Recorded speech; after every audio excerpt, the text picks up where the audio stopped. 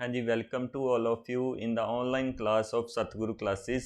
ਅੱਜ ਆਪਾਂ ਜਿਹੜਾ ਪੀਐਸ ਟੈਟ 2022 ਜਾਂ ਸੀ ਟੈਟ ਦਾ ਆਪਣਾ ਜਿਹੜਾ ਪੇਪਰ ਹੋਣ ਜਾ ਰਿਹਾ ਉਹਦੇ ਵਿੱਚ ਜਿਹੜਾ এনवायरमेंट ਵਾਲਾ ਜਿਹੜਾ ਪੋਰਸ਼ਨ ਹੈ ਜਿਹੜਾ ਕਿ 30 ਮਾਰਕਸ ਆਪਣੇ ਕਵਰ ਕਰੇਗਾ। ਇਹਨਾਂ ਲੈਕਚਰ ਸੀਰੀਜ਼ ਨੂੰ ਆਪਾਂ ਕੰਟੀਨਿਊ ਕਰਦੇ ਹੋਏ ਅੱਜ ਦਾ ਜਿਹੜਾ ਲੈਕਚਰ ਆ ਉਹ ਬੇਸਿਕਲੀ ਪੜਨ ਜਾ ਰਹੇ ਹਾਂ ਕਿ ਜਿਹੜਾ ਵੀ ਇੰਪੋਰਟੈਂਟ ਟੌਪਿਕਸ ਆ ਆਪਾਂ ਇਹਨਾਂ ਲੈਕਚਰ ਸੀਰੀਜ਼ ਦੇ ਵਿੱਚ ਸਾਰਾ ਥਿਊਰੀ ਵਾਲਾ ਪੋਰਸ਼ਨ ਪੜ੍ਹਦੇ ਪਏ ਹਾਂ। ਜਿਵੇਂ ਕਿ ਤੁਹਾਨੂੰ ਪਤਾ ਹੀ ਹੋਊਗਾ ਕਿ ਜਿਹੜੇ ਸਟੂਡੈਂਟਸ ਆਲਰੇਡੀ ਜਿਹੜੇ ਪਹਿਲਾਂ ਤੋਂ ਜੁੜੇ ਹੋਏ ਆ ਚੈਨਲ ਦੇ ਨਾਲ ਉਹਨਾਂ ਨੇ ਪੁਰਾਣੇ ਲੈਕਚਰ ਸਾਰੇ ਸੁਣ ਲਏ ਹੋਣਗੇ। ਅੱਜ ਆਪਣਾ ਜਿਹੜਾ ਨੈਕਸਟ ਲੈਕਚਰ ਆਪਾਂ ਦੇਣ ਜਾ ਰਹੇ ਹਾਂ ਤਾਂ ਨੈਕਸਟ ਲੈਕਚਰ ਦੇ ਵਿੱਚ ਬੇਸਿਕਲੀ ਮੈਂ ਜਿਵੇਂ ਕਿ ਆਪਣੇ ਪਿਛਲੇ ਲੈਕਚਰ ਦੇ ਵਿੱਚ ਵੀ ਤੁਹਾਨੂੰ ਕਿਹਾ ਸੀ ਕਿ ਆਪਾਂ ਅਗਲੇ ਲੈਕਚਰ ਦੇ ਵਿੱਚ ਸਾਰੀਆਂ ਜਿਹੜੀਆਂ ਆਰਗੇਨਾਈਜੇਸ਼ਨਸ ਬਾਰੇ ਗੱਲ ਕਰਾਂਗੇ।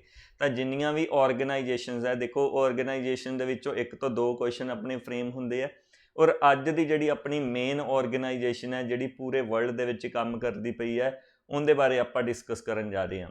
ਤਾਂ ਮੈਨੂੰ ਕਮੈਂਟ ਦੇ ਵਿੱਚ ਤੁਸੀਂ ਦੱਸ ਦਿਓ ਕਿ ਆਵਾਜ਼ ਜਿਹੜੀ ਤੁਹਾਡੇ ਤੱਕ ਪ੍ਰੋਪਰ ਆ ਰਹੀ ਹੈ ਔਰ ਤੁਹਾਨੂੰ ਜਿਹੜਾ ਲੈਕਚਰ ਹੈ ਪ੍ਰੋਪਰ ਵਿਜ਼ੀਬਲ ਹੋ ਰਿਹਾ ਤਾਂ ਕਿ ਆਪਾਂ ਜਿਹੜਾ ਅਗਲਾ ਲੈਕਚਰ ਉਹ ਆਪਣਾ ਮਤਲਬ ਆਹੀ ਟੌਪਿਕ ਜਿਹੜਾ ਆਪਾਂ ਕੰਟੀਨਿਊ ਕਰ ਸਕੀਏ। ਹਾਂਜੀ, ਇੱਕ ਹੋਰ ਚੀਜ਼ ਕਿ ਜਿੰਨਾ ਸਟੂਡੈਂਟਸ ਨੇ ਹਜੇ ਤੱਕ ਜਿਹੜਾ ਟੈਲੀਗ੍ਰਾਮ ਚੈਨਲ ਜੁਆਇਨ ਨਹੀਂ ਕੀਤਾ ਹੋਇਆ, ਸਭ ਤੋਂ ਮੇਨ ਪੁਆਇੰਟ ਇਹੀ ਹੁੰਦਾ ਕਿ ਟੈਲੀਗ੍ਰਾਮ ਚੈਨਲ ਦੇ ਉੱਪਰ ਤੁਹਾਨੂੰ ਜਿਹੜੀਆਂ ਰੋਜ਼ ਦੀਆਂ ਜਿਹੜੀਆਂ ਪੀਡੀਐਫਸ ਹੁੰਦੀਆਂ ਆਪਣੇ ਲੈਕਚਰ ਦੀਆਂ ਉਹ ਵੀ ਤੁਹਾਨੂੰ ਇਸ ਲੈਕਚਰ ਮਤਲਬ ਆਪਣੇ ਜਿਹੜੇ ਚੈਨਲ ਦੇ ਉੱਪਰ ਹੀ ਤੁਹਾਨੂੰ ਮਿਲਣਗੀਆਂ। ਇਸ ਚੈਨਲ ਨੂੰ ਤੁਸੀਂ ਜੁਆਇਨ ਕਰੋ, ਟੈਲੀਗ੍ਰਾਮ ਚੈਨਲ ਨੂੰ ਜੁਆਇਨ ਕਰੋ। ਇੱਥੇ ਤੁਹਾਨੂੰ ਪੀਡੀਐਫਸ ਜਿਹੜੀਆਂ ਡੇਲੀ ਸ਼ੇਅਰ ਕੀਤੀਆਂ ਜਾਣਗੀਆਂ। ਇਹਦਾ ਜਿਹੜਾ ਲਿੰਕ ਹੈ ਨੀਚੇ ਤੁਹਾਨੂੰ ਜਿਹੜਾ ਕਮੈਂਟ ਦੇ ਵਿੱਚ ਪਿਨ ਕੀਤਾ ਹੋਇਆ ਮਿਲੇਗਾ। ਤਾਂ ਕਾਫੀ ਸਾਰੇ ਸਟੂਡੈਂਟਸ ਨੇ ਜੁਆਇਨ ਕਰ ਲਿਆ ਆਲਰੇਡੀ, ਤਾਂ ਜਿਨ੍ਹਾਂ ਨੇ ਹਜੇ ਤੱਕ ਨਹੀਂ ਜੁਆਇਨ ਕੀਤਾ ਉਹ ਵੀ ਜੁਆਇਨ ਕਰ ਲਓ, ਠੀਕ ਹੈ ਜੀ। ਪਲੱਸ ਜਿਹੜੇ ਸਟੂਡੈਂਟਸ ਪਹਿਲੀ ਵਾਰ ਲੈਕਚਰ ਦੇਖਦੇ ਪਏ ਆ, ਫਸਟ ਟਾਈਮ ਦੇਖਦੇ ਪਏ ਆ, ਉਹ ਚੈਨਲ ਨੂੰ ਸਬਸਕ੍ਰਾਈਬ ਕਰ ਲਓ। ਬਿਲਕੁਲ ਫ੍ਰੀ ਆਫ ਕੋਸਟ ਜਿਹੜਾ ਆਪਣਾ এনवायरमेंट ਦਾ 30 ਮਾਰਕਸ ਵਾਲਾ ਜਿਹੜਾ ਪੋਰਸ਼ਨ ਹੈ ਉਹ ਆਪਾਂ ਇਹਨਾਂ ਸੀਰੀਜ਼ ਦੇ ਵਿੱਚ ਕਵਰ ਕਰਾਂਗੇ, ਠੀਕ ਹੈ ਜੀ। ਤਾਂ ਇਸ ਤੋਂ ਬਾਅਦ ਜਿਵੇਂ ਜਿਵੇਂ ਆਪਣੇ ਲੈਕਚਰ ਥਿਊਰੀ ਵਾਲੇ ਖਤਮ ਹੋਣਗੇ ਇਹਦੇ ਨਾਲ ਹੀ ਜਿਹੜਾ ਆਪਾਂ MCQs ਵੀ ਇਹਦੇ ਵਿੱਚ ਦੇਖਦੇ ਜਾਵਾਂਗੇ। ਇਸ ਤੋਂ ਬਾਅਦ MCQ ਸੀਰੀਜ਼ ਵੀ ਤੁਹਾਡੇ ਲਈ ਲੈ ਕੇ ਆਵਾਂਗੇ ਜਿਹਦੇ ਵਿੱਚ ਪ੍ਰੀਵੀਅਸ ਈਅਰ ਕੁਐਸਚਨ ਵੀ ਮੈਂ ਤੁਹਾਨੂੰ ਦਿਖਾਊਂਗਾ ਵੀ ਕਿਹੜੇ ਕੁਐਸਚਨ ਆਏ ਹੋਏ ਸੀ। ਆਈ ਥਿੰਕ ਤੁਸੀਂ ਪਹਿਲਾਂ ਵੀ ਗੋ ਥਰੂ ਹੋਏ ਹੋਵੋਗੇ ਪੁਰਾਣੇ ਪੇਪਰਾਂ ਦੇ ਨਾਲ, ਜੇ ਨਹੀਂ ਗੋ ਥਰੂ ਹੋਏ ਤਾਂ ਕਿਹੜੇ ਕੁਐਸਚਨ ਆਏ ਹੋਏ ਸੀ। ਹੁਣ ਨੈਕਸਟ ਐਗਜ਼ਾਮ ਦੇ ਵਿੱਚ PS ਟੈਟ ਦੇ ਵਿੱਚ EVS ਦੇ ਵਿੱਚੋਂ ਕਿਹੜੇ ਟੌਪਿਕਸ ਦੇ ਵਿੱਚੋਂ ਕੁਐਸਚਨ ਹੋਰ ਫਰੇਮ ਹੋ ਸਕਦੇ ਆ। ਤਾਂ ਬਹੁਤ ਕੁਝ ਪੈਂਡਿੰਗ ਹੁੰਦਾ ਹੈ ਨਾ, ਐਗਜ਼ਾਮੀਨਰ ਕੋਲ ਬਹੁਤ ਵੱਡਾ ਕੁਐਸਚਨ ਬੈਂਕ ਹੈ। ਤਾਂ ਆਪਾਂ ਉਹਨਾਂ ਸਾਰੇ ਕੁਐਸਚਨ ਨੂੰ A ਤੋਂ ਲੈ ਕੇ Z ਤੱਕ ਉਹਨਾਂ ਦੀ ਸਾਰੀ ਥਿਊਰੀ ਖਤਮ ਕਰਾਂਗੇ। ਉਸ ਤੋਂ ਬਾਅਦ ਸਾਰੇ MCQs ਵੀ ਦੇਖਾਂਗੇ, ਨਾਲ ਉਹਨਾਂ ਦੀ ਆਪਾਂ ਐਕਸਪਲੇਨੇਸ਼ਨ ਵੀ ਦੇਖਾਂਗੇ। ਤਾਂ ਹਾਂਜੀ, ਤਾਂ ਆਪਾਂ ਸਟਾਰਟ ਕਰਦੇ ਹਾਂ ਅੱਜ ਦਾ ਲੈਕਚਰ। ਹਾਂਜੀ, ਤਾਂ ਫਸਟ ਆਪਣੇ ਕੋਲ ਬੇਸਿਕਲੀ ਜਿਹੜੀ ਆਪਣੀ ਆਰਗੇਨਾਈਜੇਸ਼ਨ ਬਾਰੇ ਆਪਾਂ ਪੜ੍ਹਨ ਜਾ ਰਹੇ ਹਾਂ ਦੈਟ ਇਜ਼ ਯੂਨਾਈਟਿਡ ਨੇਸ਼ਨਸ। ਇਹਦੇ ਬਾਰੇ ਸੁਣਿਆ ਹੋਊਗਾ ਤੁਸੀਂ, ਯੂਨਾਈਟਿਡ ਨੇਸ਼ਨਸ ਬਾਰੇ ਹੈ ਨਾ, ਬਹੁਤ ਕੁਝ ਸੁਣਿਆ ਹੋਊਗਾ। ਅੱਜ ਸਾਰੇ ਆਪਾਂ ਇਹਦੇ ਫੈਕਟ ਜੋ ਪੇਪਰ ਦੇ ਵਿੱਚ ਪੁੱਛੇ ਜਾ ਸਕਦੇ ਆ ਜਾਂ ਪੁਰਾਣੇ ਪੇਪਰਾਂ ਦੇ ਵਿੱਚ ਪੁੱਛੇ ਹੋਏ ਆ ਯੂਨਾਈਟਿਡ ਨੇਸ਼ਨ, ਉਹ ਸਾਰੇ ਹੀ ਕਵਰ ਕਰਾਂਗੇ ਆਪਾਂ ਇਸ ਲੈਕਚਰ ਦੇ ਵਿੱਚ। ਤਾਂ ਵੀਡੀਓ ਅਗਰ ਤੁਹਾਨੂੰ ਪਸੰਦ ਆ ਰਹੀਆਂ ਇਹ ਜਿਹੜੀਆਂ ਬੇਸਿਕਲੀ ਜਿਹੜੀਆਂ EVS ਵਾਲੀਆਂ, ਅਗਰ ਤੁਹਾਨੂੰ ਇਹ ਵੀਡੀਓਜ਼ ਵਧੀਆ ਲੱਗ ਰਹੀਆਂ ਤਾਂ ਚੈਨਲ ਨੂੰ ਸਬਸਕ੍ਰਾਈਬ ਕਰਕੇ ਵੀਡੀਓ ਨੂੰ ਲਾਈਕ ਜ਼ਰੂਰ ਕਰਕੇ ਜਾਇਆ ਕਰੋ। ਇਹਦੇ ਨਾਲ ਸਾਡੀ ਵੀ ਜਿਹੜੀ ਮੋਟੀਵੇਸ਼ਨ ਨਾਲ ਬਣੀ ਰਹਿੰਦੀ ਹੈ ਨਾ ਕਿ ਆਪਾਂ ਜੋ ਕਰਵਾ ਰਹੇ ਹਾਂ ਬੱਚਿਆਂ ਨੂੰ ਸਮਝ ਆ ਵੀ ਰਹੀ ਹੈ, ਮਤਲਬ ਉਹਨਾਂ ਨੂੰ ਫਾਇਦਾ ਹੋ ਵੀ ਰਿਹਾ ਜਾਂ ਨਹੀਂ ਹੋ ਰਿਹਾ ਇਹ ਆਪਾਂ ਨੂੰ ਪਤਾ ਨਾਲ ਉੱਥੋਂ ਤੁਹਾਡੇ ਰਿਸਪੌਂਸ ਤੋਂ ਹੀ ਪਤਾ ਲੱਗਦਾ ਐਕਚੁਅਲੀ ਦੇ ਵਿੱਚ। ਚਲੋ, ਤਾਂ ਯੂਨਾਈਟਿਡ ਨੇਸ਼ਨਸ ਦੀ ਅਗਰ ਆਪਾਂ ਸ਼ੁਰੂਆਤ ਕਰੀਏ ਤਾਂ ਇਹਦੇ ਵਿੱਚ ਸਭ ਤੋਂ ਪਹਿਲਾਂ ਆਪਾਂ ਨੂੰ ਹਿਸਟੋਰੀਕਲ ਬੈਕਗਰਾਊਂਡ ਪਤਾ ਹੋਣਾ ਚਾਹੀਦਾ ਕਿ ਯੂਨਾਈਟਿਡ ਨੇਸ਼ਨਸ ਦਾ ਹਿਸਟੋਰੀਕਲ ਬੈਕਗਰਾਊਂਡ ਕੀ ਹੈ। ਜੇ ਆਪਾਂ ਹਿਸਟਰੀ ਦੀ ਗੱਲ ਕਰੀਏ, ਕਿਉਂਕਿ ਇਹਦੇ ਵਿੱਚੋਂ ਇੱਕ ਕੁਐਸਚਨ ਫਰੇਮ ਹੁੰਦਾ ਬਿਲਕੁਲ ਈਜ਼ੀ ਕੁਐਸਚਨ ਹੈ, ਹੁਣੇ ਤੁਹਾਨੂੰ ਪਤਾ ਲੱਗ ਜਾਊਗਾ। ਦੇਖੋ, ਅਗਰ ਆਪਾਂ ਹਿਸਟਰੀ ਪੁਆਇੰਟ ਆਫ ਵਿਊ ਨਾਲ ਪੜ੍ਹੀਏ ਤਾਂ ਯੂਨਾਈਟਿਡ ਨੇਸ਼ਨ ਜਦੋਂ ਬਣਾਈ ਗਈ ਸੀ ਉਹ ਕਿਸੇ ਨਾ ਕਿਸੇ ਕਾਰਨ ਵਜੋਂ ਬਣਾਈ ਗਈ ਹੋਊਗੀ। ਤਾਂ ਸਭ ਤੋਂ ਮੇਨ ਰੀਜ਼ਨ ਇਹਦਾ ਜਿਹੜਾ ਹੈਗਾ ਸੀ ਯੂਨਾਈਟਿਡ ਨੇਸ਼ਨ ਬਣਾਉਣ ਦਾ, ਉਹ ਆਪਣੇ ਪੂਰੇ ਵਰਲਡ ਦੇ ਵਿੱਚ ਆਪਾਂ ਕੀ ਰੱਖਣੀ ਹੈ, ਪੀਸ ਬਣਾ ਕੇ ਰੱਖਣੀ ਹੈ ਕਿ ਕੋਈ ਵੀ ਦੇਸ਼ ਜਿਹੜਾ ਉਹ ਦੂਜੇ ਦੇਸ਼ ਦੇ ਉੱਪਰ ਜਿਹੜਾ ਅਟੈਕ ਨਾ ਕਰੇ। ਆਪਾਂ ਇਹ ਕਹਿ ਸਕਦੇ ਹਾਂ ਵੀ ਪੂਰੇ ਵਰਲਡ ਦੇ ਵਿੱਚ, ਜਿਵੇਂ ਕਿ ਆਪਾਂ ਨੂੰ ਪਹਿਲਾਂ ਵੀ ਪਤਾ ਵੀ ਆਪਣੇ ਪੂਰੇ ਵਰਲਡ ਦੇ ਵਿੱਚ ਕੀ ਹੋਇਆ, ਵਿਸ਼ਵ ਯੁੱਧ ਹੋਏ ਹੈ ਨਾ, ਵਿਸ਼ਵ ਯੁੱਧ ਹੋਏ ਸੀ।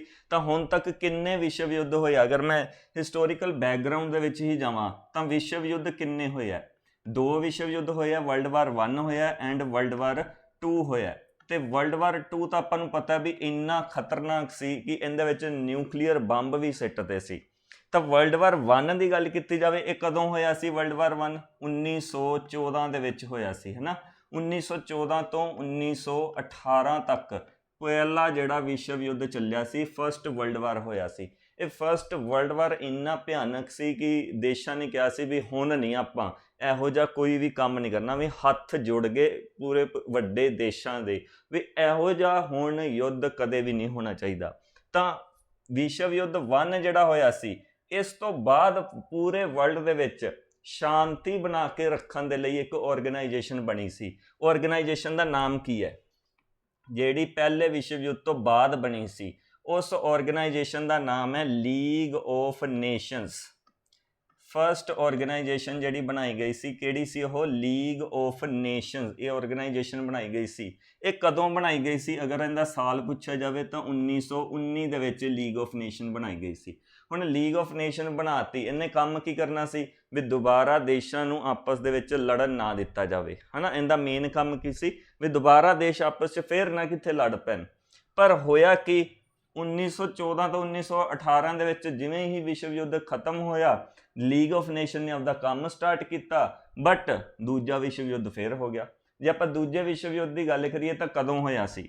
ਇਹਦੀ ਡੇਟ, ਸਾਲ ਅਗਰ ਗੱਲ ਕੀਤੀ ਜਾਵੇ ਤਾਂ 1939 ਤੋਂ ਲੈ ਕੇ ਕਦੋਂ ਤੱਕ ਚੱਲਿਆ ਸੀ ਦੂਜਾ ਵਿਸ਼ਵ ਯੁੱਧ? 1945 ਤੱਕ ਦੂਜਾ ਵਿਸ਼ਵ ਯੁੱਧ ਚੱਲਿਆ ਸੀ। ਤਾਂ ਸੈਕਿੰਡ ਵਰਲਡ ਵਾਰ 1939 ਦੇ ਵਿੱਚ, ਮਤਲਬ ਕਹਿਣ ਦਾ ਮਤਲਬ ਤੁਸੀਂ ਦੇਖੋ ਲਗਭਗ 20 ਸਾਲ ਦਾ ਸਮਾਂ ਹੀ ਹਜੇ ਬੀਤਿਆ, ਦੂਜਾ ਵਿਸ਼ਵ ਯੁੱਧ ਵੀ ਹੋ ਗਿਆ। ਇਹਦਾ ਮਤਲਬ ਲੀਗ ਆਫ ਨੇਸ਼ਨ ਨੇ ਜਿਹੜੇ ਕੰਮ ਕੀਤੇ ਸੀ ਉਹ ਕਿਤੇ ਨਾ ਕਿਤੇ ਉਹਨਾਂ ਵਿੱਚ ਲੂਪ ਹੋਲਸ ਹੈਗੇ ਸੀ, ਕਮੀਆਂ ਹੈਗੀਆਂ ਸੀ, ਤਾਂ ਹੀ ਦੂਜਾ ਵਿਸ਼ਵ ਯੁੱਧ ਹੋਇਆ। ਤੇ ਦੂਜਾ ਵਿਸ਼ਵ ਯੁੱਧ ਤਾਂ ਇੰਨਾ ਭਿਆਨਕ ਸੀ ਕਿ ਇਹਦੇ ਵਿੱਚ ਨਿਊਕਲੀਅਰ ਬੰਬ ਵੀ ਵਰਤੇ ਗਏ ਸੀ। ਨਿਊਕਲੀਅਰ ਬੰਬ ਵੀ ਵਰਤੇ ਗਏ ਸੀ। ਇਹ ਜਿਹੜੇ ਨਿਊਕਲੀਅਰ ਬੰਬ ਕਿੰਨੇ ਯੂਜ਼ ਕੀਤੇ ਸੀ, ਮਤਲਬ ਕਿੰਨੇ ਸਿੱਟੇ ਸੀ, ਇਹਦੇ ਬਾਰੇ ਤੁਸੀਂ ਪੜ੍ਹਿਆ ਹੋਊਗਾ। ਤਾਂ ਨਿਊਕਲੀਅਰ ਬੰਬ ਕਿੰਨੇ, ਕਿਹੜੇ ਦੇਸ਼ ਨੇ ਸਿੱਟੇ ਸੀ? USA ਨੇ ਸਿੱਟੇ ਸੀ, ਹੈ ਨਾ। US ਨੇ ਕਿੰਦੇ ਉੱਪਰ ਸਿੱਟੇ ਸੀ? ਦੂਜੇ ਵਿਸ਼ਵ ਯੁੱਧ ਦੇ ਵਿੱਚ ਜਿਹੜੇ ਬੰਬ ਸਿੱਟੇ ਸੀ, ਜਾਪਾਨ ਦੇ ਉੱਪਰ ਇਹ ਬੰਬ ਸਿੱਟੇ ਗਏ ਸੀ। ਜਾਪਾਨ ਦੇ ਉੱਪਰ ਇਹ ਨਿਊਕਲੀਅਰ ਬੰਬ ਸਿੱਟੇ ਗਏ ਸੀ, USA ਨੇ ਸਿੱਟੇ ਸੀ ਜਾਪਾਨ ਦੇ ਉੱਪਰ। ਅਗਰ ਆਪਾਂ ਇਹਨਾਂ ਦਾ ਟਾਈਮ ਦੇਖੀਏ, ਜਿਹੜੇ ਬੰਬ ਸਿੱਟੇ ਗਏ ਸੀ, USA ਨੇ 2 ਬੰਬ ਸਿੱਟੇ ਸੀ ਜਾਪਾਨ ਦੇ ਉੱਪਰ। ਹਾਂਜੀ, ਇਹਨਾਂ 2 ਬੰਬ ਅਗਰ ਆਪਾਂ ਗੱਲ ਕਰੀਏ ਤਾਂ ਕਦੋਂ ਸਿੱਟੇ ਗਏ ਸੀ? ਹੁਣੇ ਹੀ ਇਸੇ ਪਿਛਲੇ ਮਹੀਨੇ ਦੇ ਵਿੱਚ ਆਪਾਂ ਕਹਿ ਸਕਦੇ ਹਾਂ, ਪਿਛਲੇ ਤੋਂ ਪਿਛਲੇ ਮਹੀਨੇ ਦੇ ਵਿੱਚ ਇਹਨਾਂ ਦਾ ਜਿਹੜਾ ਡੇਟ ਲੰਘੀ ਹੈ। ਕਦੋਂ ਸਿੱਟੇ ਗਏ ਸੀ? ਪਹਿਲਾ ਬੰਬ ਜਿਹੜਾ ਸਿੱਟਿਆ ਗਿਆ, 2 ਬੰਬ ਸਿੱਟੇ ਗਏ ਸੀ। ਪਹਿਲਾ ਬੰਬ ਸਿੱਟਿਆ ਗਿਆ ਸੀ ਕਦੋਂ? 6 ਅਗਸਤ ਨੂੰ। ਦੂਜਾ ਬੰਬ ਕਦੋਂ ਸਿੱਟਿਆ ਗਿਆ ਸੀ? 9 ਅਗਸਤ ਨੂੰ। ਠੀਕ ਹੈ, ਤਾਂ ਦੋਨਾਂ ਦੇ ਆਪਾਂ ਨੂੰ ਨਾਮ ਹੀ ਪੁੱਛ ਲਏ ਜਾਂਦੇ ਆ। ਸਾਲ ਕਿਹੜਾ ਸੀ? ਸਾਲ ਇਹਨਾਂ ਦਾ 1945। ਸਾਲ ਕਿਹੜਾ ਸੀ? 1945। ਤਾਂ ਇਹ 2 ਜਿਹੜੇ ਬੰਬ ਸਿੱਟੇ ਗਏ ਸੀ, ਇਹਨਾਂ ਦੇ ਨਾਮ ਵੀ ਪੁੱਛ ਲਏ ਜਾਂਦੇ ਆ। ਜੇਕਰ ਤੁਹਾਨੂੰ ਨਾਮ ਪਤਾ ਹੈ ਤਾਂ ਨੀਚੇ ਕਮੈਂਟ ਸੈਕਸ਼ਨ ਦੇ ਵਿੱਚ ਮੈਨੂੰ ਦੱਸੋ ਇਹਨਾਂ ਪਹਿਲੇ ਬੰਬ ਦਾ ਨਾਮ ਕੀ ਸੀ, ਦੂਜੇ ਬੰਬ ਦਾ ਕੀ ਨਾਮ ਸੀ, ਹੈ ਨਾ। ਤਾਂ ਫਸਟ ਜਿਹੜਾ ਬੰਬ ਸਿੱਟਿਆ ਗਿਆ ਸੀ, ਜਿਹੜਾ USA ਨੇ ਬੇਸਿਕਲੀ ਜਾਪਾਨ ਨੂੰ ਸ਼ਾਂਤ ਕਰਨ ਦੇ ਲਈ ਸਿੱਟਿਆ ਸੀ, ਇਹਦਾ ਨਾਮ ਕੀ ਸੀ? ਇਹਦਾ ਨਾਮ ਸੀ ਲਿਟਲ ਬॉय। Little Boy. ਦੂਜਾ ਬੰਬ ਜਿਹੜਾ ਸਿੱਟਿਆ ਗਿਆ ਸੀ ਉਹਦਾ ਨਾਮ ਕੀ ਸੀ? Fat Man. Fat Man. Little Boy and Fat Man, ਇਹ 2 ਜਿਹੜੇ ਬੰਬ ਸਿੱਟੇ ਗਏ ਸੀ USA ਦੁਆਰਾ। ਹੁਣ ਇਹ ਜਿਹੜਾ ਵਿਸ਼ਵ ਯੁੱਧ, ਦੂਜਾ ਵਿਸ਼ਵ ਯੁੱਧ ਬੰਦ ਕਦੋਂ ਹੋਇਆ ਸੀ? ਬੇਸਿਕਲੀ ਜਦੋਂ 2 ਨਿਊਕਲੀਅਰ ਬੰਬ ਸਿੱਟਦੇ ਸੀ ਜਾਪਾਨ ਦੇ ਉੱਪਰ, ਤਾਂ ਵਿਸ਼ਵ ਯੁੱਧ ਤਾਂ ਖਤਮ ਹੋ ਗਿਆ। ਬਟ ਇਸ ਤੋਂ ਬਾਅਦ ਸਾਰੇ ਦੇਸ਼ਾਂ ਨੇ ਆਪਸ ਦੇ ਵਿੱਚ ਮਿਲ ਕੇ ਇਹ ਕਿਹਾ ਸੀ ਵੀ ਹੁਣ ਆਪਾਂ ਤੀਜਾ ਵਿਸ਼ਵ ਯੁੱਧ ਬਿਲਕੁਲ ਨਹੀਂ ਹੋਣ ਦੇਣਾ। ਤੇ ਇਹਦੇ ਲਈ, ਇਸ ਚੀਜ਼ ਦੇ ਲਈ ਸ਼ਾਂਤੀ ਬਣਾ ਕੇ ਰੱਖਣ ਦੇ ਲਈ ਇੱਕ ਆਰਗੇਨਾਈਜੇਸ਼ਨ ਬਣੀ ਸੀ। ਹੁਣ ਇਹੀ ਆਰਗੇਨਾਈਜੇਸ਼ਨ ਜਿਹਦੇ ਬਾਰੇ ਆਪਾਂ ਗੱਲ ਕੀਤੀ ਹੈ ਸਟਾਰਟਿੰਗ ਦੇ ਵਿੱਚ, ਕਿਹੜੀ ਆਰਗੇਨਾਈਜੇਸ਼ਨ ਬਣੀ ਹੈ? United nation. ਇਹਨੂੰ ਆਪਾਂ UNO ਦੇ ਨਾਮ ਨਾਲ ਜਾਣਦੇ ਹਾਂ ਐਟ ਪ੍ਰੈਜ਼ੈਂਟ। ਜੇ UNO ਦੀ ਗੱਲ ਕੀਤੀ ਜਾਵੇ, ਹੁਣ ਸਾਰੇ ਫੈਕਟ ਆਉਣਗੇ ਅੱਗੇ ਜਿਹੜੇ ਪੇਪਰ ਦੇ ਵਿੱਚ ਐਜ਼ ਇਟ ਇਜ਼ ਪੁੱਛੇ ਜਾਂਦੇ ਆ। ਜਿਵੇਂ ਯੂਨਾਈਟਿਡ ਨੇਸ਼ਨ ਆਰਗੇਨਾਈਜੇਸ਼ਨ ਦਾ ਐਸਟੈਬਲਿਸ਼ਮੈਂਟ ਜਿਹੜੀ ਇਹਦੀ ਕੀਤੀ ਜਾਵੇ, ਇੱਥੋਂ ਤੱਕ ਜਿਹੜਾ ਆਪਾਂ ਪੜ੍ਹ ਕੇ ਆਏ ਹਾਂ UNO ਤੱਕ, ਇਹ ਸਾਰਾ ਹਿਸਟੋਰੀਕਲ ਬੈਕਗਰਾਊਂਡ ਹੈ ਇਹਨਾਂ ਦਾ। ਮਤਲਬ ਇਹ ਕਿਵੇਂ ਬਣੀ। ਹੁਣ ਕੁਐਸਚਨ ਇੱਕ ਆ ਜਾਂਦਾ ਹੁੰਦਾ ਕਿ UNO ਜਿਹੜੀ ਬਣੀ ਆ ਉਹ ਕਿਹੜੀ ਆਰਗੇਨਾਈਜੇਸ਼ਨ ਨੂੰ ਰਿਪਲੇਸ ਕਰਕੇ ਬਣੀ ਸੀ? ਤਾਂ ਆਪਾਂ ਪੜ੍ਹਿਆ ਪਿੱਛੇ ਲੀਗ ਆਫ ਨੇਸ਼ਨਸ ਨੂੰ ਰਿਪਲੇਸ ਕਰਕੇ ਬਣੀ ਸੀ। ਲੀਗ ਆਫ ਨੇਸ਼ਨ मतलब ਪਹਿਲਾਂ ਇਹ ਕੰਮ ਤਾਂ ਕਰਦੀ ਪਈ ਸੀ ਬਟ ਕਿਤੇ ਨਾ ਕਿਤੇ ਕਮੀਆਂ ਆ ਗਈਆਂ ਸੀ ਤਾਂ ਪਹਿਲੇ ਵਿਸ਼ਵ ਯੁੱਧ ਤੋਂ ਬਾਅਦ ਜਿਹੜੀ ਬਣੀ ਸੀ ਲੀਗ ਆਫ ਨੇਸ਼ਨ ਇਹਨੂੰ ਰਿਪਲੇਸ ਕਰਕੇ ਕੀ ਬਣ ਗਈ ਸੀ ਯੂਨਾਈਟਿਡ ਨੇਸ਼ਨ ਆਰਗੇਨਾਈਜੇਸ਼ਨ ਬਣ ਗਈ ਸੀ। ਇੰਨੀ ਗੱਲ ਤੁਹਾਨੂੰ ਸਾਰਿਆਂ ਨੂੰ ਕਲੀਅਰ ਹੋ ਗਈ। ਇੱਥੋਂ ਤੱਕ ਇਹ ਸਾਰਾ ਹਿਸਟੋਰੀਕਲ ਬੈਕਗਰਾਊਂਡ ਆਪਾਂ ਕਹਿ ਸਕਦੇ ਹਾਂ। ਹੁਣ ਗੱਲ ਆਉਂਦੀ ਹੈ ਵੀ ਯੂਨਾਈਟਿਡ ਨੇਸ਼ਨ ਆਰਗੇਨਾਈਜੇਸ਼ਨ ਬਣੀ ਕਦੋਂ ਸੀ ਤਾਂ ਇਹਦਾ ਆਪਾਂ ਇਹ ਕਹਿ ਸਕਦੇ ਹਾਂ ਵੀ ਡੇਟ ਆਫ ਬਰਥ ਕੀ ਹੈ ਤਾਂ 24 ਅਕਤੂਬਰ, ਇਹ ਆਉਣ ਵਾਲਾ ਹੀ ਹੈ ਨਾ ਅਕਤੂਬਰ ਦੇ ਮੰਥ ਦੇ ਵਿੱਚ, ਤਾਂ 24 ਅਕਤੂਬਰ 1945 1945 ਦੇ ਵਿੱਚ 24 ਅਕਤੂਬਰ 1945 ਨੂੰ ਕੀ ਬਣੀ ਹੈ ਯੂਨਾਈਟਿਡ ਨੇਸ਼ਨ ਆਰਗੇਨਾਈਜੇਸ਼ਨ ਬਣੀ ਹੈ। ਇਹ ਜਿਹੜੀ ਯੂਨਾਈਟਿਡ ਨੇਸ਼ਨ ਆਰਗੇਨਾਈਜੇਸ਼ਨ ਬਣਾਈ ਗਈ ਸੀ ਕੋਈ ਨਾ ਕੋਈ ਲੀਡਰ ਹੋਊਗਾ ਜਿਹਨੇ ਆਈਡੀਆ ਦਿੱਤਾ ਸੀ ਤਾਂ ਇੱਥੇ ਲੀਡਰ ਲਿਖ ਲਓ। ਇੱਥੇ ਲੀਡਰ ਜਿਹਨੇ ਆਈਡੀਆ ਦਿੱਤਾ ਸੀ ਯੂਨਾਈਟਿਡ ਨੇਸ਼ਨ ਬਣਾਉਣ ਦਾ ਆਈਡੀਆ ਦਿੱਤਾ ਸੀ ਤਾਂ ਉਹ ਲੀਡਰ ਦਾ ਨਾਮ ਕੀ ਸੀ FD ਰੂਜ਼ਵੈਲਟ। ਲੀਡਰ ਦਾ ਨਾਮ ਕੀ ਸੀ FD ਰੂਜ਼ਵੈਲਟ। ਆਹ ਪੁਆਇੰਟ ਤੁਸੀਂ ਯਾਦ ਰੱਖਣਾ ਹੈ FD ਰੂਜ਼ਵੈਲਟ। ਇਹ ਪ੍ਰੈਜ਼ੀਡੈਂਟ ਸੀ, ਕਿੱਥੋਂ ਦੇ ਪ੍ਰੈਜ਼ੀਡੈਂਟ ਸੀ ਮੈਨੂੰ ਦੱਸ ਸਕਦੇ ਹੋ? ਇਹ ਜਿਹੜੇ ਪ੍ਰੈਜ਼ੀਡੈਂਟ ਸੀ FD ਰੂਜ਼ਵੈਲਟ ਇਹ ਕਿੱਥੋਂ ਦੇ ਪ੍ਰੈਜ਼ੀਡੈਂਟ ਸੀ? ਤਾਂ FD ਰੂਜ਼ਵੈਲਟ ਉਸ ਟਾਈਮ ਤੇ ਹਾਂਜੀ ਕਿੱਥੋਂ ਦੇ ਪ੍ਰੈਜ਼ੀਡੈਂਟ ਸੀ? ਚਲੋ ਇਹ ਤੁਸੀਂ ਮੈਨੂੰ ਕਮੈਂਟ ਸੈਕਸ਼ਨ ਦੇ ਵਿੱਚ ਦੱਸੋ। ਮੈਂ ਤੁਹਾਨੂੰ ਇੰਨਾ ਦੱਸਤਾ ਵੀ ਇਹ ਪ੍ਰੈਜ਼ੀਡੈਂਟ ਸੀ, ਇਹ ਪ੍ਰੈਜ਼ੀਡੈਂਟ ਸੀ। ਇਹ ਤੁਸੀਂ ਮੈਨੂੰ ਦੱਸਣਾ ਕਿਹੜੇ ਦੇਸ਼ ਦੇ ਪ੍ਰੈਜ਼ੀਡੈਂਟ ਸੀ। ਠੀਕ ਹੈ ਜੀ, ਤਾਂ ਇਹ ਮੇਨ ਪਰਸਨ ਹੈ ਜਿਨ੍ਹਾਂ ਨੇ ਆਈਡੀਆ ਦਿੱਤਾ ਸੀ। ਇਹ ਵੀ ਜਿਹੜਾ ਫੈਕਟ ਹੈ ਇਹ ਪੇਪਰ ਦੇ ਵਿੱਚ ਆਪਣੇ ਆਮ ਤੌਰ 'ਤੇ ਪੁੱਛਿਆ ਹੀ ਜਾਂਦਾ ਹੁੰਦਾ। ਹੁਣ 24 ਅਕਤੂਬਰ 1945 ਯੂਨਾਈਟਿਡ ਨੇਸ਼ਨ ਆਰਗੇਨਾਈਜੇਸ਼ਨ ਬਣਾਤੀ। ਯੂਨਾਈਟਿਡ ਨੇਸ਼ਨ ਆਰਗੇਨਾਈਜੇਸ਼ਨ ਬਣਾਤੀ ਤਾਂ ਇਹਦੇ ਵਿੱਚ ਜਿਹੜਾ ਆਪਾਂ ਕਹਿ ਸਕਦੇ ਹਾਂ ਵੀ ਜਿਹੜੀ ਪੋਸਟ ਹੈ ਜਿਹੜੀ ਯੂਨਾਈਟਿਡ ਨੇਸ਼ਨ ਆਰਗੇਨਾਈਜੇਸ਼ਨ ਨੂੰ ਜਿਹੜਾ ਹੈਂਡਲ ਕਰੂਗੀ ਪੋਸਟ ਦਾ ਨਾਮ ਕੀ ਹੈ ਸੈਕਟਰੀ ਜਨਰਲ। ਸੈਕਟਰੀ ਜਨਰਲ ਠੀਕ ਹੈ, ਇਹ ਪੋਸਟ ਹੁੰਦੀ ਹੈ ਯੂਨਾਈਟਿਡ ਨੇਸ਼ਨ ਦੇ ਵਿੱਚ। ਇਸ ਸੈਕਟਰੀ ਜਨਰਲ ਦੀ ਪੋਸਟ ਤੇ ਕਿਹਨੂੰ ਬਿਠਾਇਆ ਗਿਆ ਸੀ? ਕਹਿਣ ਦਾ ਮਤਲਬ ਵੀ ਫਸਟ ਟਾਈਮ ਜਿਹੜੀ ਯੂਨਾਈਟਿਡ ਨੇਸ਼ਨ ਆਰਗੇਨਾਈਜੇਸ਼ਨ ਦੇ ਵਿੱਚ ਸੈਕਟਰੀ ਜਨਰਲ ਜਿਹੜੇ ਬਣਾਏ ਗਏ ਸੀ ਕਿਹਨਾਂ ਨੂੰ ਬਣਾਇਆ ਗਿਆ ਸੀ? ਤਾਂ ਇਹਨਾਂ ਦਾ ਨਾਮ ਵੀ ਲਿਖ ਲਓ ਟਰਾਈਗਵ ਲਾਈ। ਨਾਮ ਕੀ ਹੈ? ਟਰਾਈਗਵ ਲਾਈ। ਤਾਂ ਆਹ ਵਾਲਾ ਪੁਆਇੰਟ ਹੁਣ ਤੁਸੀਂ ਨਾਲ ਨਾਲ ਲਿਖ ਲਓ LIE ਟਰਾਈਗਵ ਲਾਈ। ਤਾਂ ਇਹ ਪਰਸਨ ਹੈ ਜਿਨ੍ਹਾਂ ਨੂੰ ਫਸਟ ਟਾਈਮ ਸੈਕਟਰੀ ਜਨਰਲ ਬਣਾਇਆ ਗਿਆ ਸੀ। ਨੈਕਸਟ ਅਗਲੇ ਪੁਆਇੰਟ ਤੇ ਆਪਾਂ ਮੂਵ ਕਰਦੇ ਹਾਂ। ਹਾਂਜੀ ਨੈਕਸਟ ਆਉਂਦਾ ਆਪਣੇ ਕੋਲ ਯੂਨਾਈਟਿਡ ਨੇਸ਼ਨ ਆਰਗੇਨਾਈਜੇਸ਼ਨ ਜਿਸ ਟਾਈਮ ਤੇ ਬਣਾਈ ਗਈ ਸੀ ਉਸ ਟਾਈਮ ਤੇ ਕਿੰਨੇ ਦੇਸ਼ ਨੇਸ਼ਨ ਨੇ ਪਾਰਟਿਸਿਪੇਟ ਕੀਤਾ ਸੀ? ਯੂਨਾਈਟਿਡ ਨੇਸ਼ਨਸ ਨੂੰ ਬਣਾਉਣ ਦੇ ਲਈ ਕਿੰਨੇ ਦੇਸ਼ ਆਏ ਸੀ ਕਿ ਜਿਨ੍ਹਾਂ ਨੇ ਸਾਈਨ ਕੀਤਾ ਸੀ ਵੀ ਆਪਾਂ ਯੂਨਾਈਟਿਡ ਨੇਸ਼ਨ ਬਣਾਉਣ ਦੇ ਲਈ ਕੀ ਕਰਦੇ ਪਏ ਆ ਆਪਦਾ ਯੋਗਦਾਨ ਦਿੰਦੇ ਪਏ ਆ। ਤਾਂ ਕਿੰਨੇ ਦੇਸ਼ ਸੀ ਉਸ ਟਾਈਮ ਤੇ? 51 ਦੇਸ਼ ਸੀ। ਠੀਕ ਹੈ, ਤਾਂ ਇੰਡੀਆ ਵੀ 51 ਦੇਸ਼ਾਂ ਦੇ ਵਿੱਚ ਹੀ ਇਹਦਾ ਫਾਊਂਡਿੰਗ ਮੈਂਬਰ ਹੀ ਸੀ। ਇੰਡੀਆ ਵੀ ਇਹਨਾਂ 51 ਦੇਸ਼ਾਂ ਦੇ ਵਿੱਚ ਹੀ। ਟੋਟਲ ਦੇਸ਼ ਕਿੰਨੇ ਸੀ? 51 ਕੰਟਰੀ ਸੀ। 51 ਕੰਟਰੀ ਸੀ।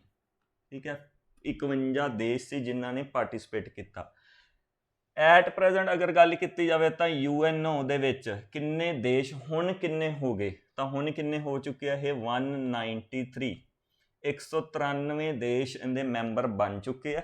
193 ਦੇਸ਼ਾਂ ਦੇ ਵਿੱਚ ਲਾਸਟ ਤੇ ਜਿਹਨੇ ਜੁਆਇਨ ਕੀਤਾ ਸੀ, ਲਾਸਟ ਕੰਟਰੀ ਜਿਹਨੇ ਜੁਆਇਨ ਕੀਤਾ ਹੈ ਤਾਂ ਉਹ ਕਿਹੜੀ ਕੰਟਰੀ ਹੈ? 193 ਦਾ ਜਿਹੜਾ ਦੇਸ਼ ਆ ਉਹ ਕਿਹੜਾ ਦੇਸ਼ ਹੈ? South Sudan. ਸਾਊਥ ਸੁਡਾਨ ਇਹ 193 ਨੰਬਰ ਵਾਲਾ ਜਿਹੜਾ ਦੇਸ਼ ਹੈ। ਤੁਸੀਂ ਚਾਹੇ ਆਪਦੀਆਂ ਨੋਟਬੁੱਕਸ ਦੇ ਵਿੱਚ ਨੋਟ ਕਰਨੇ ਆ ਵਾਲੇ ਸਾਰੇ ਫੈਕਟ ਕਰ ਸਕਦੇ ਹੋ, ਨਹੀਂ ਤਾਂ ਤੁਹਾਨੂੰ ਇਸ ਲੈਕਚਰ ਦੀ ਜਿਹੜੀ PDF ਹੈ ਉਹ ਟੈਲੀਗ੍ਰਾਮ ਚੈਨਲ ਦੇ ਉੱਪਰ ਜ਼ਰੂਰ ਮਿਲ ਜੂਗੀ। ਉੱਥੇ ਤੁਸੀਂ ਜਾ ਕੇ ਮਤਲਬ ਇਹ ਸਾਰੇ ਫੈਕਟ ਚਾਹੇ ਪ੍ਰਿੰਟ ਆਊਟ ਵੀ ਤੁਸੀਂ ਲੈ ਸਕਦੇ ਹੋ ਉਹਨਾਂ PDFs ਦਾ। ਠੀਕ ਹੈ, ਹਾਂਜੀ ਨੈਕਸਟ ਆ ਗਿਆ ਆਪਣੇ ਕੋਲ ਯੂਨਾਈਟਿਡ ਨੇਸ਼ਨ ਜਿਹੜੀ ਬਣਾਈ ਗਈ ਸੀ ਤਾਂ ਉਹਦੇ ਮੈਂਬਰ ਕਿੰਨੇ ਸੀ? ਅਗਰ ਆਪਾਂ ਇਹਨਾਂ ਦੇ ਮੈਂਬਰਸ ਦੀ ਗੱਲ ਕੀ ਕਰਾਂਗੇ, ਯੂਨਾਈਟਿਡ ਨੇਸ਼ਨ ਜਿਹੜਾ ਬਣਾਇਆ ਗਿਆ ਸੀ ਅਗਰ ਆਪਾਂ ਗੱਲ ਕਰੀਏ ਤਾਂ ਇਹਦੇ ਜਿਹੜੇ ਮੈਂਬਰ ਤਾਂ ਗੱਲ ਕਰ ਲਈ 51, ਇਹਦੇ ਅੰਗ ਕਿੰਨੇ ਸੀ? ਔਰਗਨਸ ਕਿੰਨੇ ਸੀ? ਔਰਗਨਸ ਦਾ ਮਤਲਬ ਅੰਗ। ਇਹਦੇ ਅੰਗ ਕਿੰਨੇ ਸੀ ਜਦੋਂ ਇਹ ਬਣਾਈ ਗਈ ਸੀ? ਐਟ ਪ੍ਰੈਜ਼ੈਂਟ ਕਿੰਨੇ ਅੰਗ ਹੈ ਇਹ ਵੀ ਆਪਾਂ ਨੂੰ ਪਤਾ ਹੋਣਾ ਚਾਹੀਦਾ। ਤਾਂ ਯੂਨਾਈਟਿਡ ਨੇਸ਼ਨਸ ਨੂੰ ਜਦੋਂ ਬਣਾਇਆ ਗਿਆ ਸੀ ਤਾਂ ਇਹਦੇ ਵਿੱਚ ਟੋਟਲ 6 ਇਹਦੇ ਔਰਗਨ ਸੀ। ਟੋਟਲ 6 ਔਰਗਨ ਸੀ। ਇਹ 6 ਆਰਗਨਸ ਦੇ ਵਿੱਚੋਂ ਜਿਹੜੇ ਮੋਸਟ ਇੰਪੋਰਟੈਂਟ ਹੈ ਪੀਐਸ ਟੈਟ ਦੇ ਲਈ, ਈਵੀਐਸ ਐਗਜ਼ਾਮ ਦੇ ਲਈ ਜਿਹੜੇ 3 ਹੀ ਮੋਸਟ ਇੰਪੋਰਟੈਂਟ ਹੈ। ਆਪਾਂ ਵੈਸੇ 6 ਦੇ ਨਾਮ ਜ਼ਰੂਰ ਲਿਖ ਲੈਂਦੇ ਆ, ਪਰ ਬਾਕੀ ਦੇ ਜਿਹੜੇ ਆਪਾਂ ਡਿਸਕਸ ਜਿਹੜੇ ਕਰਾਂਗੇ ਉਹ ਮੋਸਟਲੀ ਜਿਹੜੇ ਆਪਣੇ ਪੇਪਰ ਦੇ ਵਿੱਚ ਪੁੱਛੇ ਜਾਂਦੇ ਆ ਉਹ 3 ਹੀ ਪੁੱਛੇ ਜਾਂਦੇ ਆ, ਜਿੰਦੇ ਵਿੱਚੋਂ ਪਹਿਲਾ ਅੰਗ ਕਿਹੜਾ, ਨਾਮ ਕੀ ਇਹਦਾ, ਜਰਨਲ ਅਸੈਂਬਲੀ। ਜਰਨਲ ਅਸੈਂਬਲੀ, ਠੀਕ ਹੈ ਜੀ। ਇਹ ਆਪਣੇ ਕੋਲ ਫਸਟ ਔਰਗਨ ਹੈ ਯੂਨਾਈਟਿਡ ਨੇਸ਼ਨ ਦਾ। ਦੂਜੇ ਅਗਰ ਆਪਾਂ ਗੱਲ ਕਰੀਏ ਦੂਜੇ ਔਰਗਨ ਦੀ, ਤਾਂ ਦੂਜਾ ਔਰਗਨ ਇਹਦਾ ਕਿਹੜਾ, United nation security council. United nation security council, ਇਹ ਦੂਜਾ ਮੈਂਬਰ। ਤੀਜਾ ਮੈਂਬਰ ਜਿਹੜਾ ਮੋਸਟ ਇੰਪੋਰਟੈਂਟ ਹੈ, that is ICJ। ICJ the full form ਪਤਾ ਜੀ ਤੁਹਾਨੂੰ ਸਾਰਿਆਂ ਨੂੰ? ਜੇ ICJ ਦੀ ਫੁੱਲ ਫਾਰਮ ਪਤਾ ਤਾਂ ਕਮੈਂਟ ਸੈਕਸ਼ਨ ਦੇ ਵਿੱਚ ਮੈਨੂੰ ਦੱਸੋ। ICJ international court of justice. International court of justice, ਇਹਦੀ ਫੁੱਲ ਫਾਰਮ ਹੈ। ਇਹ ਤਿੰਨੋਂ ਹੀ ਆਰਗੇਨਾਈਜੇਸ਼ਨਸ ਬਾਰੇ ਜਿਹੜੇ ਆਪਣੇ ਪੇਪਰ ਦੇ ਵਿੱਚ ਕੁਐਸਚਨ ਪੁੱਛੇ ਜਾਂਦੇ ਆ, ਇਹਨਾਂ ਦੇ ਹੈੱਡਕੁਆਟਰ ਕਿੱਥੇ ਹੈ ਵਗੈਰਾ, ਤੇ ਇਹਨਾਂ ਦੇ ਜਿਹੜੇ ਇੰਟਰਨਲ ਕੁਐਸਚਨਸ ਹੁੰਦੇ ਆ ਉਹ ਵੀ ਆਪਾਂ ਡਿਸਕਸ ਕਰਦੇ ਹਾਂ। 3 ਜਿਹੜੇ ਹੋਰ ਔਰਗਨ ਰਹਿ ਗਏ ਯੂਨਾਈਟਿਡ ਨੇਸ਼ਨ ਦੇ, ਉਹ ਕਿਹੜੇ ਕਿਹੜੇ ਆ? ਹੋਰ 3 ਉਹ ਜਿਹੜੇ ਮੇਨ ਔਰਗਨਸ ਆ ਯੂਨਾਈਟਿਡ ਨੇਸ਼ਨਸ ਦੇ। ਹਾਂਜੀ 3 ਔਰਗਨ ਹੋਰ ਕਿਹੜੇ ਕਿਹੜੇ ਆ, ਉਹਨਾਂ ਦੇ ਨਾਮ ਵੀ ਆਪਾਂ ਲਿਖ ਲੈਂਦੇ ਆ। ਨੈਕਸਟ ਲਿਖੋ ਜਿਹੜਾ ਔਰਗਨ ਹੈ ਦਾ, ਦੈਟ ਇਜ਼ ਟਰਸਟੀਸ਼ਿਪ ਕਾਉਂਸਿਲ। ਟਰਸਟੀਸ਼ਿਪ ਕਾਉਂਸਿਲ, ਇਹ ਪਤਾ ਹੋਣਾ ਚਾਹੀਦਾ ਵੀ ਇਹਨਾਂ ਦੇ ਜਿਹੜੇ ਬੇਸਿਕਲੀ ਔਰਗਨ ਹੈਗੇ ਆ, ਠੀਕ ਹੈ। ਪੇਪਰ 'ਚ ਕਈ ਵਾਰ ਐਵੇਂ ਵੀ ਕੁਐਸਚਨ ਫਰੇਮ ਕੀਤਾ ਜਾ ਸਕਦਾ ਵੀ ਇਹਨਾਂ ਵਿੱਚੋਂ ਕਿਹੜਾ ਮੈਂਬਰ ਜਾਂ ਕਿਹੜਾ ਔਰਗਨ ਨਹੀਂ ਹੈਗਾ ਆਪਣੇ ਜਿਹੜੇ ਯੂਨਾਈਟਿਡ ਨੇਸ਼ਨ ਦਾ। ਟਰਸਟੀਸ਼ਿਪ ਕਾਉਂਸਿਲ ਹੋ ਗਿਆ। Next ਇਕੋਸੋਕ, ਇਕੋਸੋਕ economic and social council, ਇਕੋਸੋਕ। Next 6th one, 6ਵਾਂ Oregon ਇਹਦਾ ਕਿਹੜਾ? ਹਾਂਜੀ 6ਵਾਂ ਔਰਗਨ ਕਿਹੜਾ? ਸੈਕਰੀਟਰੀਏਟ। ਇਹਨੂੰ ਆਪਾਂ ਕੀ ਬੋਲਦੇ? ਸੈਕਰੀਟਰੀਏਟ। 6 ਔਰਗਨਸ ਹੈ, ਤਾਂ 6 ਦੇ ਨਾਮ ਲਿਖ ਲਓ ਆਪਦੇ ਨੋਟਬੁੱਕਸ ਦੇ ਵਿੱਚ ਅਗਰ ਤੁਸੀਂ ਨੋਟਸ ਬਣਾ ਰਹੇ ਹੋ। ਹੁਣ ਇਹਨਾਂ ਵਿੱਚੋਂ ਜਿਹੜੇ ਪਹਿਲੇ 3 ਆਪਣੇ ਕੋਲ, security council, general assembly and ICJ, ਇਹਨਾਂ ਬਾਰੇ ਆਪਾਂ ਡਿਸਕਸ ਕਰਨ ਜਾ ਰਹੇ ਹਾਂ। ਹਾਂਜੀ ਤਾਂ ਇਹ ਉਹ ਔਰਗਨਸ ਡਿਸਕਸ ਕਰਨ ਤੋਂ ਪਹਿਲਾਂ ਇੱਕ ਹੋਰ ਪੁਆਇੰਟ ਨੋਟ ਕਰ ਲਓ, ਯੂਨਾਈਟਿਡ ਨੇਸ਼ਨਸ ਦੇ ਵਿੱਚ ਜਿਹੜੀਆਂ ਓਫੀਸ਼ੀਅਲ ਲੈਂਗੁਏਜਿਸ ਹੈ ਇਹ ਕਿੰਨੀਆਂ? ਓਫੀਸ਼ੀਅਲ ਲੈਂਗੁਏਜਿਸ, ਫਿਰ ਆਪਾਂ ਉਹਨਾਂ ਨੂੰ ਡਿਟੇਲ ਦੇ ਵਿੱਚ ਪੜ੍ਹ ਲੈਂਦੇ ਹਾਂ। ਓਫੀਸ਼ੀਅਲ ਲੈਂਗੁਏਜਿਸ ਕਿੰਨੀਆਂ ਆਪਣੀਆਂ ਯੂਨਾਈਟਿਡ ਨੇਸ਼ਨਸ ਦੇ ਵਿੱਚ? ਅਗਰ ਇਹ ਵਾਲਾ ਆਪਾਂ ਨੂੰ ਕੁਐਸਚਨ ਪੁੱਛਿਆ ਜਾਂਦਾ ਤਾਂ ਕਿੰਨੀਆਂ ਟੋਟਲ ਓਫੀਸ਼ੀਅਲ ਲੈਂਗੁਏਜ ਜਿਹੜੀਆਂ ਯੂਨਾਈਟਿਡ ਨੇਸ਼ਨਸ ਦੇ ਵਿੱਚ ਹੈਗੀਆਂ? ਇਹ ਟੋਟਲ 6 ਹੈ। 6 ਹੀ ਇਹਦੇ ਔਰਗਨ ਹੈ, 6 ਹੀ ਇਹਦੀਆਂ ਓਫੀਸ਼ੀਅਲ ਲੈਂਗੁਏਜਿਸ ਹੈ। ਇਹਨਾਂ ਨੂੰ ਵੀ ਆਪਾਂ ਯਾਦ ਕਰਨਾ ਹੁਣ, 6 ਓਫੀਸ਼ੀਅਲ ਲੈਂਗੁਏਜਿਸ ਕਿਹੜੀਆਂ ਕਿਹੜੀਆਂ, ਇਹ ਵੀ ਤੁਹਾਨੂੰ ਮੈਂ ਜਿਹੜੀਆਂ 6 ਓਫੀਸ਼ੀਅਲ ਲੈਂਗੁਏਜਿਸ ਹੈ ਵਿਦ ਟ੍ਰਿਕ ਆਪਾਂ ਯਾਦ ਕਰਦੇ ਹਾਂ ਹੁਣੇ। ਹਾਂਜੀ ਤਾਂ ਫਸਟ ਇਹਦੇ ਵਿੱਚ ਓਫੀਸ਼ੀਅਲ ਲੈਂਗੁਏਜ ਕਿਹੜੀ ਹੋਊਗੀ? ਇੰਗਲਿਸ਼ ਹੋਏਗੀ ਡੈਫੀਨੇਟਲੀ, ਇੰਗਲਿਸ਼ ਹੈਗੀ ਹੈ ਨਾ। ਨੈਕਸਟ ਇੰਗਲਿਸ਼ ਦੇ ਨਾਲ ਫਰੈਂਚ, ਫਰਾਂਸ ਦੀ ਆਪਾਂ ਕਹਿ ਸਕਦੇ ਹਾਂ ਜਿਹੜੀ ਲੈਂਗੁਏਜ ਹੈ, ਇੰਗਲਿਸ਼, ਫਰੈਂਚ। ਨੈਕਸਟ ਅਰੇਬਿਕ, ਅਰਬੀ ਭਾਸ਼ਾ। Next Chinese. ਸਾਰੀਆਂ ਲੈਂਗੁਏਜਿਸ ਇੱਕ ਵਾਰੀ ਲਿਖ ਲਓ, ਫਿਰ ਆਪਾਂ ਇਹਨਾਂ ਨੂੰ ਵਿਦ ਮੈਨੇਮੋਨਿਕਸ ਯਾਦ ਕਰ ਲੈਂਦੇ ਹਾਂ।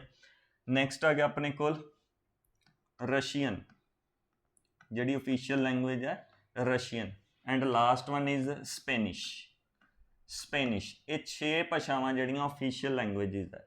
ਹੁਣ ਐਗਜ਼ਾਮੀਨਰ ਜਿਹੜਾ ਪੇਪਰ ਦੇ ਵਿੱਚ ਕੁਐਸਚਨ ਫਰੇਮ ਕਰ ਦਿੰਦਾ ਹੁੰਦਾ ਵੀ ਇਹਨਾਂ ਵਿੱਚੋਂ ਕਿਹੜੀ ਲੈਂਗੁਏਜ ਓਫੀਸ਼ੀਅਲ ਲੈਂਗੁਏਜ ਦੇ ਵਿੱਚ ਨਹੀਂ ਹੈਗੀ, ਸਟੇਟਸ ਦੇ ਵਿੱਚ ਨਹੀਂ ਹੈਗੀ, ਤਾਂ ਇਹਨਾਂ ਨੂੰ ਯਾਦ ਕਰਨ ਦੀ ਹੁਣ ਆਪਾਂ ਨੂੰ ਟ੍ਰਿਕ ਪਤਾ ਹੋਣੀ ਚਾਹੀਦੀ ਹੈ। ਆਪਾਂ ਇਹਨਾਂ ਦੇ ਮੈਨੇਮੋਨਿਕਸ ਬਣਾ ਲੈਂਦੇ ਹਾਂ। ਮੈਂ ਜਿਵੇਂ ਲਿਖਿਆ ਤੁਸੀਂ ਵੀ ਇਹਨਾਂ ਨੂੰ ਇਸੇ ਤਰੀਕੇ ਨਾਲ ਯਾਦ ਕਰ ਲਓ, ਇਸੇ ਸੀਕੁਐਂਸ ਦੇ ਵਿੱਚ ਤੁਹਾਨੂੰ ਯਾਦ ਰਹਿ ਜਾਊਗਾ। ਜਿਵੇਂ ਮੈਂ ਇਹਨਾਂ ਦੇ ਫਸਟ ਮੈਨੇਮੋਨਿਕਸ ਦਾ ਮਤਲਬ ਵੀ ਇਹਨਾਂ ਦੇ ਫਸਟ ਆਪਾਂ ਅਲਫਾਬੈਟਸ ਚੱਕ ਲੈਂਦੇ ਹਾਂ। ਜਿਵੇਂ ਈ ਦੇ ਨਾਲ ਅਲਫਾਬੈਟ ਕਿਹੜਾ ਆਪਾਂ ਨਾਲ ਰੱਖ ਲਿਆ? F, ਦੋਨਾਂ ਦੇ ਪੇਅਰ ਬਣ ਗਏ EF, ਕਿਉਂਕਿ ਅਲਫਾਬੈਟ ਦੇ ਵਿੱਚ ਵੀ ਇਕੱਠੇ ਹੁੰਦੇ ਆ ਤਾਂ EF ਯਾਦ ਹੋ ਜਾਊਗਾ। AC, ਠੀਕ ਹੈ, AC ਯਾਦ ਰਹਿ ਜਾਊਗਾ ਆਪਾਂ ਨੂੰ। ਨੈਕਸਟ RS, ਤਾਂ ਆਹ ਵਾਲੇ 6 ਅਲਫਾਬੈਟਸ ਤੁਹਾਨੂੰ ਲੈਂਗੁਏਜਿਸ ਦੇ ਵਿੱਚ, ਕਿਉਂਕਿ ਆਪਾਂ ਇੰਗਲਿਸ਼ ਲੈਂਗੁਏਜ ਦੀ ਜੇ ਗੱਲ ਕਰੀਏ ਨਾ, ਲੈਂਗੁਏਜਿਸ ਬਾਰੇ ਆਪਾਂ ਪੜ੍ਹਦੇ ਪਏ ਹਾਂ, ਤਾਂ ਇੰਗਲਿਸ਼ ਲੈਂਗੁਏਜ ਦੇ ਵਿੱਚ ਇਹ ਵਾਲੇ ਅਲਫਾਬੈਟ ਜਿਵੇਂ EF ਇਕੱਠਾ ਆ ਗਿਆ, RS ਇਕੱਠਾ ਆ ਗਿਆ, AC ਆਪਾਂ ਨੂੰ ਵੈਸੇ ਯਾਦ ਹੈ, AC ਦੇ ਅੱਗੇ ਤਾਂ ਆਪਾਂ ਬੈਠਣਾ ਚਾਹੁੰਦੇ ਹਾਂ। ਫਿਲਹਾਲ ਹੁਣ ਤਾਂ ਚਲੋ ਆਪਾਂ ਨਹੀਂ ਬੈਠਣਾ ਚਾਹੁੰਦੇ, ਪਰ ਗਰਮੀਆਂ ਦੇ ਵਿੱਚ ਜਦੋਂ ਆਪਾਂ ਨੂੰ AC ਦੀ ਲੋੜ ਪੈਂਦੀ ਹੈ ਨਾ। ਠੀਕ ਹੈ ਜੀ, ਤਾਂ ਆਪਣੀਆਂ ਬੇਸਿਕਲੀ 6 ਅਫੀਸ਼ੀਅਲ ਲੈਂਗੁਏਜਿਸ ਵੀ ਹੋ ਗਈਆਂ। ਹੁਣ ਆਪਾਂ ਗੱਲ ਕਰਦੇ ਹਾਂ ਜਿਹੜੇ ਔਰਗਨਸ ਹੈ। ਹਾਂਜੀ, ਅੱਗੇ ਆਪਾਂ ਮੂਵ ਕਰਨ ਤੋਂ ਪਹਿਲਾਂ ਜਿਵੇਂ ਕਿ ਮੈਂ ਤੁਹਾਨੂੰ ਪਹਿਲੇ ਲੈਕਚਰਸ ਦੇ ਵਿੱਚ ਵੀ ਦੱਸ ਚੁੱਕਿਆ ਆਲਰੇਡੀ ਕਿ ਆਪਣਾ ਜਿਹੜਾ ਬੈਚ ਇਹ ਸਟਾਰਟ ਹੋਣ ਜਾ ਰਿਹਾ 17th of October। 17 ਅਕਤੂਬਰ ਤੋਂ ਇਹ ਬੈਚ ਸਟਾਰਟ ਹੋਣ ਜਾ ਰਿਹਾ। ਬੇਸਿਕਲੀ ਇਹ ਜਿਹੜਾ ਬੈਚ ਹੈ, ਚਾਹੇ ਤੁਹਾਡਾ ਪੇਪਰ PS TET 1 ਹੈ, ਚਾਹੇ ਤੁਹਾਡਾ ਪੇਪਰ PS TET 2 ਹੈ, ਆਫਲਾਈਨ ਐਂਡ ਆਨਲਾਈਨ ਦੋਨੋਂ ਮੋਡਸ ਦੇ ਵਿੱਚ ਰਹੂਗਾ। ਤਾਂ ਜਿਹੜੇ ਸਟੂਡੈਂਟਸ ਆਨਲਾਈਨ ਮੋਡ ਦੇ ਵਿੱਚ ਲੈਣਗੇ ਉਹਨਾਂ ਨੂੰ ਆਫਲਾਈਨ ਨਾਲੋਂ ਕੋਈ ਵੀ ਫਰਕ ਮਹਿਸੂਸ ਨਹੀਂ ਹੋਣਾ, ਕਿਉਂਕਿ ਸਾਰੇ ਸਟੂਡੈਂਟਸ ਨੂੰ ਅਸੀਂ ਨਾਲ ਲੈ ਕੇ ਹੀ ਚੱਲਾਂਗੇ। ਤੁਸੀਂ ਇਸ ਬੈਚ ਨੂੰ ਅਗਰ ਐਨਰੋਲ ਕਰਨਾ ਚਾਹੁੰਦੇ ਹੋ ਤਾਂ ਤੁਹਾਡੇ ਨੀਚੇ ਜਿਹੜਾ ਨੰਬਰ ਫਲੈਸ਼ ਹੋ ਰਿਹਾ ਦੇਖੋ ਸਕਰੀਨ ਦੇ ਉੱਪਰ ਜਿਹੜਾ ਨੰਬਰ ਫਲੈਸ਼ ਹੋ ਰਿਹਾ, ਇਸ ਨੰਬਰ ਦੇ ਉੱਪਰ ਤੁਸੀਂ ਕੰਟੈਕਟ ਵੀ ਕਰ ਸਕਦੇ ਹੋ। ਹਾਂ, ਮੇਨ ਚੀਜ਼ ਕਿ ਬੈਚ ਬਹੁਤ ਸਾਰੇ ਸਟੂਡੈਂਟਸ ਪੁੱਛ ਰਹੇ ਸੀ ਕਿ ਬੈਚ ਕਿੰਨੇ ਦਾ ਹੋਏਗਾ। ਦੇਖੋ ਕੰਪਲੀਟ ਬੈਚ ਆਪਾਂ ਦੇ ਰਹੇ ਹਾਂ, 150 ਨੰਬਰ ਦਾ ਪੇਪਰ ਹੈ, ਹਰ ਇੱਕ ਸਬਜੈਕਟ ਡਿਟੇਲ ਦੇ ਵਿੱਚ ਕਵਰ ਕਰਦੇ ਪਏ ਹਾਂ। ਤਾਂ ਅਗਰ ਆਪਾਂ ਇਹਨਾਂ ਨੂੰ ਕੰਸੀਡਰ ਕਰੀਏ ਤਾਂ ਇਹ ਟੋਟਲ ਫੀਸ ਜਿਹੜੀ ਹੈਗੀ ਆ ਉਹ 3500 ਰੁਪਇਆ ਟੋਟਲ ਚਾਰਜਿਸ ਹੈ ਤੁਹਾਡੇ। ਵਨ ਟਾਈਮ ਚਾਰਜਿਸ ਹੈ। ਪੇਪਰ ਜਦੋਂ ਤੱਕ ਨਹੀਂ ਹੁੰਦਾ ਉਨੀ ਦੇਰ ਤੱਕ ਤੁਹਾਨੂੰ ਜਿਹੜੀਆਂ ਇਹ ਜਿਹੜਾ ਕਲਾਸਿਸ ਤੁਹਾਡੇ ਕੋਲ ਹੀ ਰਹਿਣਗੀਆਂ, ਇਹਨਾਂ ਨੂੰ ਤੁਸੀਂ ਜਦੋਂ ਮਰਜ਼ੀ ਐਕਸੈਸ ਕਰ ਸਕਦੇ ਹੋ। ਪੇਪਰ ਚਾਹੇ ਤੁਹਾਡਾ 1 ਹੈ, ਚਾਹੇ ਤੁਹਾਡਾ ਪੇਪਰ 2 ਹੈ। ਠੀਕ ਹੈ, ਸਾਰੇ ਹੀ ਸਬਜੈਕਟ ਕਵਰ ਹੋਣਗੇ, ਡਿਟੇਲ ਦੇ ਵਿੱਚ ਕਵਰ ਕਰਵਾਵਾਂਗੇ, ਕੋਈ ਵੀ ਕੁਐਸਚਨ ਨਹੀਂ ਛੱਡਾਂਗੇ ਕਿ ਇਹ ਵਾਲਾ ਇੱਕ ਚੀਜ਼ ਸਮਝ ਨਹੀਂ ਲੱਗਦੀ, ਭਾਵੇਂ ਕਿਸੇ ਸਿੰਗਲ ਸਟੂਡੈਂਟ ਨੂੰ ਹੀ ਪ੍ਰੋਬਲਮ ਕਿਉਂ ਨਾ ਹੋਵੇ ਵੀ ਇਹ ਕਿੱਥੋਂ ਆਇਆ, ਕਿਵੇਂ ਆਇਆ, ਹਰ ਇੱਕ ਚੀਜ਼ ਡਿਟੇਲ ਦੇ ਵਿੱਚ ਆਪਣੇ ਕੋਲ ਕਵਰ ਕੀਤੀ ਜਾਊਗੀ। CDP ਦੇ ਲੈਕਚਰਸ ਅਗਰ ਤੁਸੀਂ ਸੁਣਨੇ ਆ ਤਾਂ ਇਸੇ ਚੈਨਲ ਦੇ ਉੱਪਰ ਕੁਝ ਕੁ CDP ਦੇ ਪੁਰਾਣੇ ਕੁਐਸਚਨ ਵੀ ਸੋਲਵ ਕਰਵਾਏ ਹੋਏ ਹੈ। ਠੀਕ ਹੈ ਜੀ, ਤਾਂ ਤੁਸੀਂ ਉੱਥੋਂ ਆਈਡੀਆ ਲਗਾ ਸਕਦੇ ਹੋ ਵੀ ਆਪਣੇ ਕੋਲ ਜਿਹੜਾ ਕੰਟੈਂਟ ਹੈ ਉਹ ਕਿਸ ਤਰ੍ਹਾਂ ਦਾ ਹੋਊਗਾ, ਕਿਵੇਂ ਕਰਵਾਵਾਂਗੇ, ਕੀ ਆਪਣੇ ਕੋਲ। ਦੇਖੋ ਇੱਕ ਸਟੂਡੈਂਟ ਨੂੰ ਕੀ ਪ੍ਰੋਬਲਮ ਆ ਸਕਦੀ ਹੈ, ਇਹ ਆਲਰੇਡੀ ਪਹਿਲਾਂ ਹੀ ਪਤਾ ਹੁੰਦਾ ਟੀਚਰ ਨੂੰ ਵੀ ਇਹਨੂੰ ਇੱਥੇ ਪ੍ਰੋਬਲਮ ਆਊਗੀ। ਕਿਉਂਕਿ ਜੇ ਮੈਂ ਮੋਸਟਲੀ ਗੱਲ ਕਰਾਂ ਆਪਣੇ ਪੇਪਰ ਦੇ ਵਿੱਚ, ਆਪਾਂ ਗੱਲ ਕਰੀਏ ਆਪਣਾ ਪੇਪਰ 150 ਨੰਬਰ ਦਾ ਹੈ ਨਾ। ਬਹੁਤ ਸਾਰੇ ਸਟੂਡੈਂਟਸ ਨੂੰ ਇਹੀ ਲੱਗਦਾ ਹੋਊਗਾ ਵੀ ਜਿਹਦੇ ਵਿੱਚ CDP ਉਹ ਕਿੰਨੇ ਨੰਬਰ ਦੀ ਆਉਣੀ ਹੈ, 30 ਨੰਬਰ ਦੀ ਆਉਣੀ ਹੈ। ਮੈਂ ਇਹੀ ਚੀਜ਼ ਇੱਕ ਵੀਡੀਓ ਆਪਣੇ ਚੈਨਲ ਦੇ ਉੱਪਰ ਮਿਲੂਗੀ ਤੁਹਾਨੂੰ, ਉਸ ਵੀਡੀਓ ਦੇ ਉੱਪਰ ਲਿਖਿਆ ਹੋਇਆ ਮਿਲੂਗਾ ਕਿ ਆਪਾਂ 100+ ਸਕੋਰ ਕਿਵੇਂ ਕਰ ਸਕਦੇ ਹਾਂ, 110+ ਸਕੋਰ ਕਿਵੇਂ ਕਰ ਸਕਦੇ ਹਾਂ। ਤਾਂ ਆਹ ਵਾਲੀ ਚੀਜ਼ ਤੁਸੀਂ ਦੇਖਿਓ, ਇਸ ਲੈਕਚਰ ਦੇ ਵਿੱਚ ਦੇਖਿਓ, ਤੁਹਾਨੂੰ ਉੱਥੇ ਆਹ ਵਾਲੀ ਚੀਜ਼ ਕਲੀਅਰ ਕੀਤੀ ਹੋਈ ਹੈ ਕਿ CDP 30 ਮਾਰਕਸ ਦੀ ਨਹੀਂ ਹੈਗੀ। ਐਕਚੁਅਲੀ CDP ਸਾਈਕੋਲੋਜੀ ਨੂੰ ਆਪਾਂ ਕਹਿ ਦਿੰਦੇ ਹਾਂ, ਇਹ 70 ਤੋਂ 20+ ਮਾਰਕਸ ਦੀ ਆਉਂਦੀ ਹੈ। ਹੁਣ ਮੇਨ ਅੱਧਾ ਆਪਣਾ ਪੇਪਰ ਤਾਂ ਜਿਹੜਾ ਆਪਾਂ ਕਹਿ ਸਕਦੇ ਹਾਂ PS TET ਦਾ, ਚਾਹੇ ਪੇਪਰ 1 ਹੈ ਚਾਹੇ ਪੇਪਰ 2 ਹੈ, ਸੇਮ ਕੰਡੀਸ਼ਨ ਹੀ ਹੈ। ਇੱਧਰ ਵੀ ਆਪਣੇ ਕੋਲ CDP 70 ਤੋਂ ਜ਼ਿਆਦਾ ਨੰਬਰ ਦੀ ਆਊਗੀ। ਪੁਰਾਣੇ ਪੇਪਰ ਜਿੰਨੇ ਵੀ ਹੋਏ ਆ 2011 ਤੋਂ ਲੈ ਕੇ 2021 ਤੱਕ, ਤੁਸੀਂ ਪੁਰਾਣੇ ਪੇਪਰਾਂ ਨੂੰ ਵੀ ਚੱਕ ਕੇ ਦੇਖ ਲਓ, ਉਹਨਾਂ ਵਿੱਚ CDP 30 ਦੀ ਨਹੀਂ ਹੈਗੀ, 30 ਤੋਂ ਜ਼ਿਆਦਾ ਵਾਲੀ ਹੈ।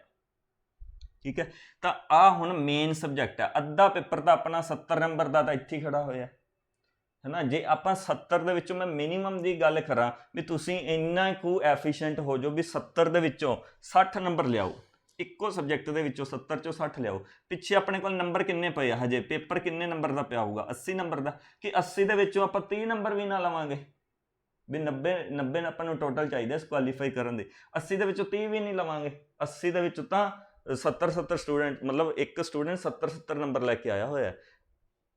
125 126 ਮਾਰਕਸ ਆਪਣੀ ਅਕੈਡਮੀ ਦੇ ਵਿੱਚੋਂ ਹੀ ਗਏ ਹੋਏ ਹੈ, ਇੰਨੇ ਮਾਰਕਸ ਤਾਂ ਲਾਸਟ ਟਾਈਮ ਜਿੰਨੇ ਵੀ ਪੇਪਰਸ ਹੋਏ ਆ। ਤਾਂ ਆਪਣੇ 90 ਨੰਬਰ ਤਾਂ ਮੈਨੂੰ ਕਹਿੰਦਾ, ਮੈਂ ਇਹ ਕਹਿਣਾ ਵੀ ਚਾਹੁੰਦਾ ਵੀ ਹਾਂ ਵੀ ਆਪਣੇ 90 ਨੰਬਰ ਤਾਂ ਬਿਲਕੁਲ ਈਜ਼ੀਲੀ ਕਵਰ ਹੋ ਜਾਣਗੇ। ਠੀਕ ਹੈ, ਬਾਕੀ ਜਿਹੜੇ ਸਟੂਡੈਂਟਸ, ਮੈਂ ਫੇਰ ਕਹਿੰਦੇ ਹਾਂ, ਜਿਹੜੇ ਸਟੂਡੈਂਟਸ ਇਹ ਬੈਚ ਲੈਣਾ ਚਾਹੁੰਦੇ ਆ 17 ਤਰੀਕ ਤੱਕ ਉਹਨਾਂ ਕੋਲ ਜਿਹੜੀ ਆਫਰ ਹੈਗੀ ਆ ਇਹ 3500 ਰੁਪਇਆ ਤੱਕ ਲੈ ਰਹੇ ਆ। 17 ਤੋਂ ਬਾਅਦ ਇਹੀ ਜਿਹੜਾ ਇਨਕਰੀਜ਼ ਹੋ ਜਾਊਗਾ ਥੋੜਾ ਵੇ।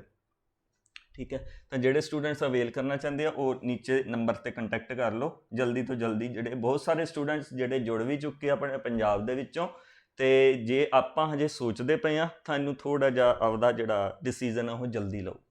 ਠੀਕ ਹੈ, ਹਾਂਜੀ, ਤਾਂ ਵਾਪਸ ਆਉਂਦੇ ਆਪਾਂ ਯੂਨਾਈਟਿਡ ਨੇਸ਼ਨਸ ਦੇ ਵਿੱਚ। ਯੂਨਾਈਟਿਡ ਨੇਸ਼ਨਸ ਦੇ ਵਿੱਚ ਵਾਪਸ ਆਉਂਦੇ ਹਾਂ। ਯੂਨਾਈਟਿਡ ਨੇਸ਼ਨ ਦੇ ਆਪਾਂ 6 ਔਰਗਨ ਪੜ੍ਹ ਲਏ, ਨਾਮ ਪੜ੍ਹ ਲਏ ਬੇਸਿਕਲੀ, ਜਿਹਦੇ ਵਿੱਚ ਪਹਿਲਾ ਇਹਦਾ ਜਿਹੜਾ ਔਰਗਨ ਹੈ ਉਹ ਕਿਹੜਾ ਹੈ, UNGA। ਇਹਨੂੰ ਆਪਾਂ ਨਾਮ ਕੀ ਦਿੱਤਾ ਹੈ, UNGA ਬੇਸਿਕਲੀ ਕਿੰਦਾ ਨਾਮ ਹੈ? ਯੂਨਾਈਟਿਡ ਨੇਸ਼ਨਸ ਜਨਰਲ ਅਸੈਂਬਲੀ ਦਾ। ਯੂਨਾਈਟਿਡ ਨੇਸ਼ਨ ਜਨਰਲ ਅਸੈਂਬਲੀ, ਦੇਖੋ ਹੁਣ ਨਾਮ ਤੋਂ ਹੀ ਜਸਟੀਫਾਈਡ ਹੈ ਜਰਨਲ। ਜਰਨਲ ਦਾ ਮਤਲਬ ਵੀ ਸਾਰੇ ਹੀ ਜਿਹੜੇ ਹੁਣ ਅਲੱਗ-ਅਲੱਗ ਦੇਸ਼ਾਂ ਦੇ ਜਿਹੜੇ ਪ੍ਰਤੀਨਿਧ ਪਹੁੰਚਣਗੇ, ਪ੍ਰਤੀਨਿਧ ਦਾ ਮਤਲਬ ਆਪਾਂ ਸਮਝਦੇ ਹਾਂ ਵੀ ਜਿਹੜੇ ਰਿਪਰੈਜ਼ੈਂਟੇਟਿਵ ਹੋਣਗੇ ਉਹ ਸਾਰੇ ਕਿੱਥੇ ਬੈਠਦੇ ਆ ਕੇ?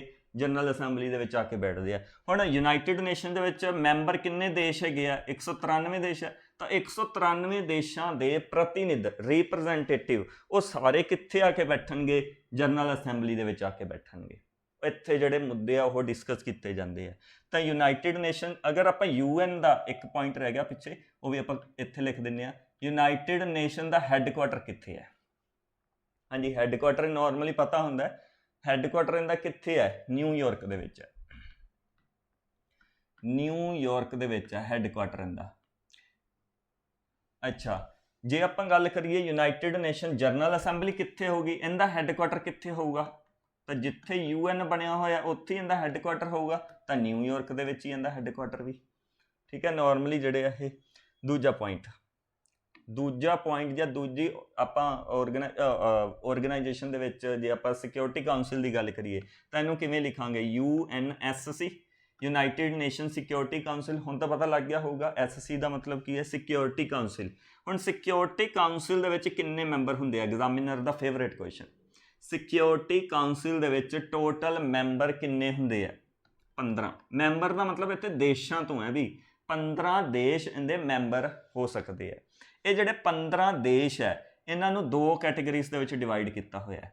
ਪਹਿਲੇ ਪਰਮਾਨੈਂਟ ਮੈਂਬਰਸ, ਦੂਜਾ ਨੋਨ ਪਰਮਾਨੈਂਟ ਮੈਂਬਰਸ।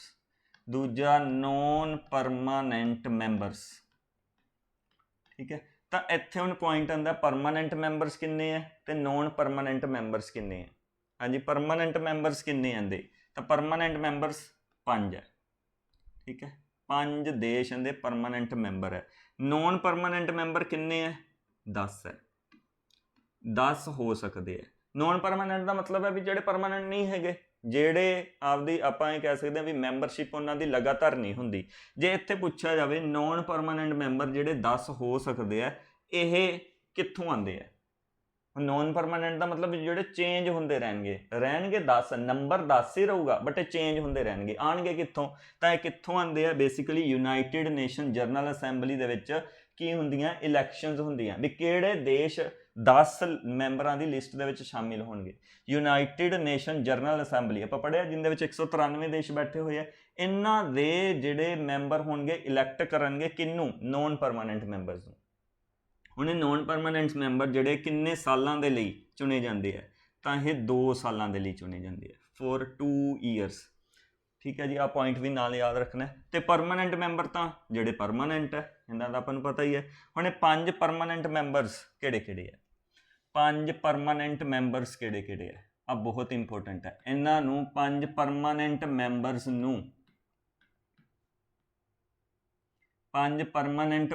ਨੂੰ P5 ਵੀ ਬੋਲਿਆ ਜਾਂਦਾ ਹੈ, P5। ਔਰ ਇਹਨਾਂ ਕੋਲ ਇੱਕ ਪਾਵਰ ਹੁੰਦੀ ਹੈ, ਕਿਹੜੀ? ਵੀਟੋ ਪਾਵਰ ਦਾ ਮਤਲਬ ਕੀ ਹੈ ਵੀ ਇਹਨਾਂ ਦੀ ਸਹਿਮਤੀ ਦੇ ਨਾਲ ਹੀ ਜਿਹੜੇ ਬੇਸਿਕਲੀ ਕੋਈ ਵੀ ਮੁੱਦਾ ਹੋਵੇ ਇਹਨਾਂ ਦੀ ਸਹਿਮਤੀ ਦੇ ਨਾਲ ਹੀ, ਹਰ ਇੱਕ ਮੈਂਬਰ ਦੀ ਸਹਿਮਤੀ ਦੇ ਨਾਲ ਹੀ ਜਿਹੜਾ ਡਿਸੀਜਨ ਲਿਆ ਜਾਊਗਾ। ਤਾਂ ਉਸ ਪਾਵਰ ਨੂੰ ਆਪਾਂ ਕੀ ਕਹਿ ਦਿੰਦੇ ਹਾਂ? ਵੀਟੋ ਪਾਵਰ ਕਹਿ ਦਿੰਦੇ ਹਾਂ। ਹਾਂਜੀ, ਜੇ ਪਰਮਾਨੈਂਟ ਮੈਂਬਰਸ ਦੀ ਆਪਾਂ ਲਿਸਟ ਦੇਖੀਏ ਤਾਂ ਕਿਹੜੇ ਮੈਂਬਰਸ ਹੋਣਗੇ? ਇਹਨਾਂ ਨੂੰ ਵੀ ਹੁਣ ਯਾਦ ਰੱਖਣਾ। ਪਰਮਾਨੈਂਟ ਮੈਂਬਰ ਕਿਹੜੇ ਹੈ? UK ਹੈ, USA ਹੈ, ਚਾਈਨਾ ਹੈ, ਰਸ਼ੀਆ ਐਂਡ ਫਰਾਂਸ। ਆ 5 ਪਰਮਾਨੈਂਟ ਮੈਂਬਰਸ ਹੈ। ਇਹਨਾਂ ਨੂੰ ਕਿਵੇਂ ਯਾਦ ਰੱਖਣਾ ਹੈ? ਦੇਖੋ UK USA, U2 ਹੋ ਗਿਆ, U2 2 ਵਾਰੀ U ਆ ਗਿਆ। ਨੈਕਸਟ ਇਹਨਾਂ ਨੂੰ ਕਿਵੇਂ ਯਾਦ ਕਰ ਲਓ ਤੁਸੀਂ? FRC, ਜਾਂ ਇਹਨੂੰ ਇਸ ਤਰ੍ਹਾਂ ਕਰ ਲਓ FRC, U2 FRC 2 ਵਾਰੀ ਬੋਲ ਕੇ ਦੇਖ ਲਓ, ਯਾਦ ਰਹਿ ਜਾਊਗਾ ਆਪਣੇ। ਤਾਂ UK USA France Russia China, ਇਹ 5 ਪਰਮਾਨੈਂਟਸ ਹੈ। ਇਹ 5 ਪਰਮਾਨੈਂਟ ਮੈਂਬਰ ਉਹ ਵਾਲੇ ਆ ਜਿਹੜੇ ਦੂਜੇ ਵਿਸ਼ਵ ਯੁੱਧ ਦੇ ਵਿੱਚ ਜੇਤੂ ਰਹੇ ਸੀ। ਠੀਕ ਹੈ ਜੀ, ਤਾਂ ਇਹ ਆਪਣੇ ਕੋਲ ਬੇਸਿਕਲੀ ਕਿੰਦੀ ਗੱਲ ਹੋ ਗਈ? ਸਿਕਿਉਰਿਟੀ ਕਾਊਂਸਿਲ ਦੀ ਗੱਲ ਹੋ ਗਈ। ਇੱਕ ਲਾਸਟ ਪੁਆਇੰਟ ਸਿਕਿਉਰਿਟੀ ਕਾਊਂਸਿਲ ਬਾਰੇ। ਸਿਕਿਉਰਿਟੀ ਕਾਊਂਸਿਲ ਨੂੰ ਯੂਨਾਈਟਿਡ ਨੇਸ਼ਨ ਦੇ ਇਸ ਆਰਗਨ ਨੂੰ, ਸਿਕਿਉਰਿਟੀ ਕਾਉਂਸਿਲ ਨੂੰ ਪੁਲਿਸ ਆਫ ਦਾ ਵਰਲਡ ਜਾਂ ਪੁਲਿਸਮੈਨ ਆਫ ਦਾ ਵਰਲਡ ਬੋਲਿਆ ਜਾਂਦਾ ਹੈ। ਪੁਲਿਸਮੈਨ ਆਫ ਦਾ ਵਰਲਡ, ਪੂਰੇ ਵਿਸ਼ਵ ਦੀ ਇਹ ਪੁਲਿਸ ਹੈ। ਠੀਕ ਹੈ ਜੀ, ਕਲੀਅਰ ਹੋ ਗਿਆ, policeman of the world. Next, ਅੱਛਾ ਇਹਦਾ ਹੈੱਡਕੁਆਟਰ ਕਿੱਥੇ ਹੈ? ਸਿਕਿਉਰਿਟੀ ਕਾਉਂਸਿਲ ਦਾ ਹੈੱਡਕੁਆਟਰ ਕਿੱਥੇ ਹੈ? ਤਾਂ ਜਿੱਥੇ ਯੂਨਾਈਟਿਡ ਨੇਸ਼ਨ ਦਾ ਹੈੱਡਕੁਆਟਰ ਹੈ ਉੱਥੇ ਇਹਦਾ ਹੈੱਡਕੁਆਟਰ ਹੈ, ਤਾਂ ਨਿਊਯਾਰਕ ਦੇ ਵਿੱਚ ਹੀ ਇਹਦਾ ਹੈੱਡਕੁਆਟਰ ਹੈ। ਠੀਕ ਹੈ, ਨੈਕਸਟ ਆ ਗਿਆ ਆਪਣੇ ਕੋਲ ਲਾਸਟ, ਮਤਲਬ ਤੀਜਾ organ ICJ, international court of justice. ICJ ਬਾਰੇ ਆਪਾਂ ਪੜ੍ਹਨ ਜਾ ਰਹੇ ਹਾਂ। ਤਾਂ ICJ ਦਾ ਮਤਲਬ ਕੀ ਹੈ ਵੀ? International court of justice. ਹੁਣ ਇਹ ਕੋਰਟ ਕਿਉਂ ਬਣਾਈ ਗਈ? ਕੋਈ ਵੀ ਦੇਸ਼ ਇੱਕ ਦੂਜੇ ਤੋਂ ਜਾਂ ਕਿਸੇ ਦੂਜੇ ਦੇਸ਼ ਤੋਂ ਆਪਾਂ ਕਹਿ ਸਕਦੇ ਹਾਂ ਵੀ ਖੁਸ਼ ਨਹੀਂ ਹੈਗਾ, ਕੋਈ ਇਹੋ ਜਿਹਾ ਮੁੱਦਾ ਆ ਗਿਆ ਜਿਹਦੇ ਕਰਕੇ ਦੋਨਾਂ ਦੇਸ਼ਾਂ ਦੇ ਵਿੱਚ ਵਿਵਾਦ ਚੱਲਦਾ ਪਿਆ, ਤਾਂ ਉਹ ਵਾਲਾ ਮੁੱਦਾ ਹੁਣ ਕਿੱਥੇ ਜਾਊਗਾ? ਉਹ ਵਾਲਾ ਮੁੱਦਾ ਜਾਊਗਾ ਇੰਟਰਨੈਸ਼ਨਲ ਕੋਰਟ ਆਫ ਜਸਟਿਸ। ਵੀ ਆ ਜਾ ਚੱਲ ਆਪਾਂ ਚੱਲਦੇ ਹਾਂ, ਕੋਰਟ ਚੱਲਦੇ ਹਾਂ। ਹੁਣ ਇਹ ਜਦੋਂ ਇੰਟਰਨੈਸ਼ਨਲ ਕੋਰਟ ਆਫ ਜਸਟਿਸ ਦੇ ਵਿੱਚ ਦੋਨੋਂ ਦੇਸ਼ ਜਿਹੜੇ ਜਾਣਗੇ ਨਾ, ਇਹ ਪੁਆਇੰਟ ਯਾਦ ਰੱਖਣਾ, ਤਾਂ ਦੋਨੋਂ ਦੇਸ਼ਾਂ ਦੀ ਸਹਿਮਤੀ ਹੋਣੀ ਚਾਹੀਦੀ ਹੈ ਤਾਂ ਹੀ ਜਾਣਗੇ, ਐਵੇਂ ਨਹੀਂ ਜਾਣਗੇ ਉਹ। ਠੀਕ ਹੈ, ਇੰਟਰਨੈਸ਼ਨਲ ਕੋਰਟ ਆਫ ਜਸਟਿਸ ਦੇ ਵਿੱਚ ਦੋਨੋਂ ਦੇਸ਼ਾਂ ਦੀ ਸਹਿਮਤੀ ਦੇ ਨਾਲ ਮੁੱਦਾ ਜਾਊਗਾ। International court of justice the headquarter, most important, international court of justice the headquarter ਕਿੱਥੇ ਹੈ? ਇਹ ਕੁਐਸਚਨ ਬਹੁਤ ਵਾਰ ਆ ਚੁੱਕਿਆ, ਸਿੰਪਲ ਜਿਹਾ ਪੁਆਇੰਟ ਹੈ, ਯਾਦ ਕਰਨ ਵਾਲਾ ਹੈ। ਤਾਂ ਸਿਟੀ ਦਾ ਨਾਮ ਕੀ ਹੈ? ਹੇਗ, ਹੇਗ ਸਿਟੀ। ਹੇਗ ਕਿੱਥੇ ਹੁੰਦੀ ਸਿਟੀ ਹੈ? ਇਹ ਨੀਦਰਲੈਂਡ ਦੀ ਸਿਟੀ ਹੈ, ਨੀਦਰਲੈਂਡ ਦੇ ਵਿੱਚ ਇਹਦਾ ਹੈੱਡਕੁਆਟਰ ਹੈ। ਠੀਕ ਹੈ ਜੀ, ਇੰਟਰਨੈਸ਼ਨਲ ਕੋਰਟ ਆਫ ਜਸਟਿਸ ਦੇ ਵਿੱਚ ਹੁਣ ਇੱਥੇ ਕੌਣ ਹੋਣਗੇ? ਡੈਫੀਨੇਟਲੀ ਜੇ ਕੋਰਟ ਹੈ ਤਾਂ ਕੋਰਟ ਦੇ ਵਿੱਚ ਆਪਾਂ ਨੂੰ ਕੀ ਮਿਲਣਗੇ? ਕੋਰਟ ਦੇ ਵਿੱਚ ਕੀ ਮਿਲਣਗੇ? ਜੱਜ ਮਿਲਣਗੇ। ਤਾਂ ਜੱਜਾਂ ਦੀ ਗਿਣਤੀ ਕਿੰਨੀ ਹੈ? ਜੱਜਾਂ ਦੀ ਗਿਣਤੀ ਕਿੰਨੀ ਹੈ? 15 ਜੱਜਾਂ ਦੀ ਗਿਣਤੀ ਹੁੰਦੀ ਹੈ। ਇਹ ਜੱਜ ਜਿਹੜੇ ਹੈ ਕਿੰਨੇ ਟਾਈਮ ਦੇ ਲਈ ਚੁਣੇ ਜਾਂਦੇ ਆ? ਇਹਨਾਂ ਦਾ ਟਾਈਮ ਪੀਰੀਅਡ ਕਿੰਨਾ ਹੁੰਦਾ ਹੈ? ਤਾਂ ਇਹਨਾਂ ਦਾ ਟਾਈਮ ਪੀਰੀਅਡ ਹੁੰਦਾ 9 ਸਾਲ ਦਾ, 9 years। ਠੀਕ ਹੈ, 9 ਸਾਲ ਦਾ ਟਾਈਮ ਪੀਰੀਅਡ ਹੁੰਦਾ। ਇਹ ਜਿਹੜੇ ਜੱਜ ਹੈ 15 ਜੱਜ ਹੈ, ਕਿ ਇਹਨਾਂ ਵਿੱਚੋਂ ਕੋਈ ਇੰਡੀਅਨ ਹੈਗਾ ਆਪਣੇ? ਤਾਂ ਇੱਕ ਇੰਡੀਅਨ ਬੇਸਿਕਲੀ ਆਪਣੇ ਜੱਜ ਦੇ ਰੂਪ ਵਿੱਚ ਬੈਠੇ ਹੋਏ ਆ ਇੱਥੇ, ਦਲਵੀਰ ਭੰਡਾਰੀ, ਦਲਵੀਰ ਭੰਡਾਰੀ ਜੀ। ਠੀਕ ਹੈ, ਇਹ ਜੱਜ ਦੇ ਰੂਪ ਵਿੱਚ ਬੈਠੇ ਹੋਏ ਆ। ਹੁਣ ਇਹ ਦਲਵੀਰ ਭੰਡਾਰੀ ਜੀ ਦਾ ਸੈਕਿੰਡ ਟਰਮ ਚੱਲਦਾ ਪਿਆ। ਸੈਕਿੰਡ ਟਰਮ ਮਤਲਬ ਇੱਕ ਵਾਰੀ 9 ਸਾਲ ਪੂਰੇ ਕਰ ਚੁੱਕੇ ਆ ਤੇ ਹੁਣ ਇਹਨਾਂ ਦਾ ਸੈਕਿੰਡ ਟਰਮ ਚੱਲਦਾ ਪਿਆ, ਦੂਜੀ ਵਾਰੀ 9 ਸਾਲ ਇਹ ਕੰਪਲੀਟ ਕਰਨਗੇ। ਲਾਸਟ ਪੁਆਇੰਟ ਅਗਰ ਆਪਾਂ ਗੱਲ ਕਰੀਏ, ਅੱਛਾ ਇਹਦਾ ਹੈੱਡਕੁਆਟਰ ਦੀ ਗੱਲ ਕਰ ਲਈ ਆਪਾਂ ਤੇ ਜੱਜਾਂ ਦੀ ਗੱਲ ਕਰ ਲਈ, 9 ਸਾਲ ਦਾ ਟਾਈਮ ਪੀਰੀਅਡ ਹੁੰਦਾ, ਦਲਵੀਰ ਭੰਡਾਰੀ ਜੀ ਬੈਠੇ ਹੋਏ ਆ। ਇੱਕ last point, at present secretary general ਕੌਣ ਹੈ? ਸੈਕਟਰੀ ਜਨਰਲ ਕੌਣ ਹੈ? ਇਹਦਾ ਆਨਸਰ ਤੁਸੀਂ ਮੈਨੂੰ ਕਮੈਂਟ ਸੈਕਸ਼ਨ ਦੇ ਵਿੱਚ ਦੱਸਣਾ ਹੈ ਕਿ ਹੋਣ ਵਾਲੇ ਜਿਹੜੇ ਸੈਕਟਰੀ ਜਨਰਲ ਹੈ ਯੂਨਾਈਟਿਡ ਨੇਸ਼ਨ ਆਰਗੇਨਾਈਜੇਸ਼ਨ ਦੇ ਵਿੱਚ ਨਾਮ ਕੀ ਹੈ ਇਹਨਾਂ ਦਾ? ਇਹਦਾ ਆਨਸਰ ਤੁਸੀਂ ਮੈਨੂੰ ਕਮੈਂਟ ਸੈਕਸ਼ਨ ਦੇ ਵਿੱਚ ਕਰਨਾ, ਹੋਮਵਰਕ ਹੈ ਤੁਹਾਡੇ ਲਈ ਸਾਰਿਆਂ ਦਾ। ਠੀਕ ਹੈ ਜੀ, ਤਾਂ ਵੀਡੀਓ ਲਾਈਕ ਜ਼ਰੂਰ ਕਰਕੇ ਜਾਇਓ, ਟੈਲੀਗ੍ਰਾਮ ਚੈਨਲ ਨੂੰ ਜੁਆਇਨ ਕਰ ਲਓ, ਚੈਨਲ ਨੂੰ ਸਬਸਕ੍ਰਾਈਬ ਕਰ ਲਓ। ਆਉਣ ਵਾਲੀਆਂ ਜਿੰਨੀਆਂ ਵੀ ਅਪਡੇਟਸ ਹੈ ਇਸੇ ਚੈਨਲ ਦੇ ਉੱਪਰ ਤੁਹਾਨੂੰ ਦੇਖਣ ਨੂੰ ਮਿਲਿਆ ਕਰਨਗੀਆਂ। PS ਟੈਟ ਕਦੋਂ ਆ ਰਿਹਾ ਹੈ, C ਟੈਟ ਕਦੋਂ ਆ ਰਿਹਾ ਹੈ, ਕਿਹੜੇ ਕੁਐਸਚਨਸ ਐਕਸਪੈਕਟਿਡ ਹੋ ਸਕਦੇ ਆ, ਤਾਂ ਸਾਰੀ ਚੀਜ਼ ਤੁਹਾਨੂੰ ਇਸੇ ਚੈਨਲ ਦੇ ਉੱਪਰ ਮਿਲੇਗੀ। ਥੈਂਕ ਯੂ ਵੈਰੀ ਮੱਚ, ਮਿਲਦੇ ਹਾਂ ਆਪਾਂ ਨੈਕਸਟ ਲੈਕਚਰ ਦੇ ਵਿੱਚ।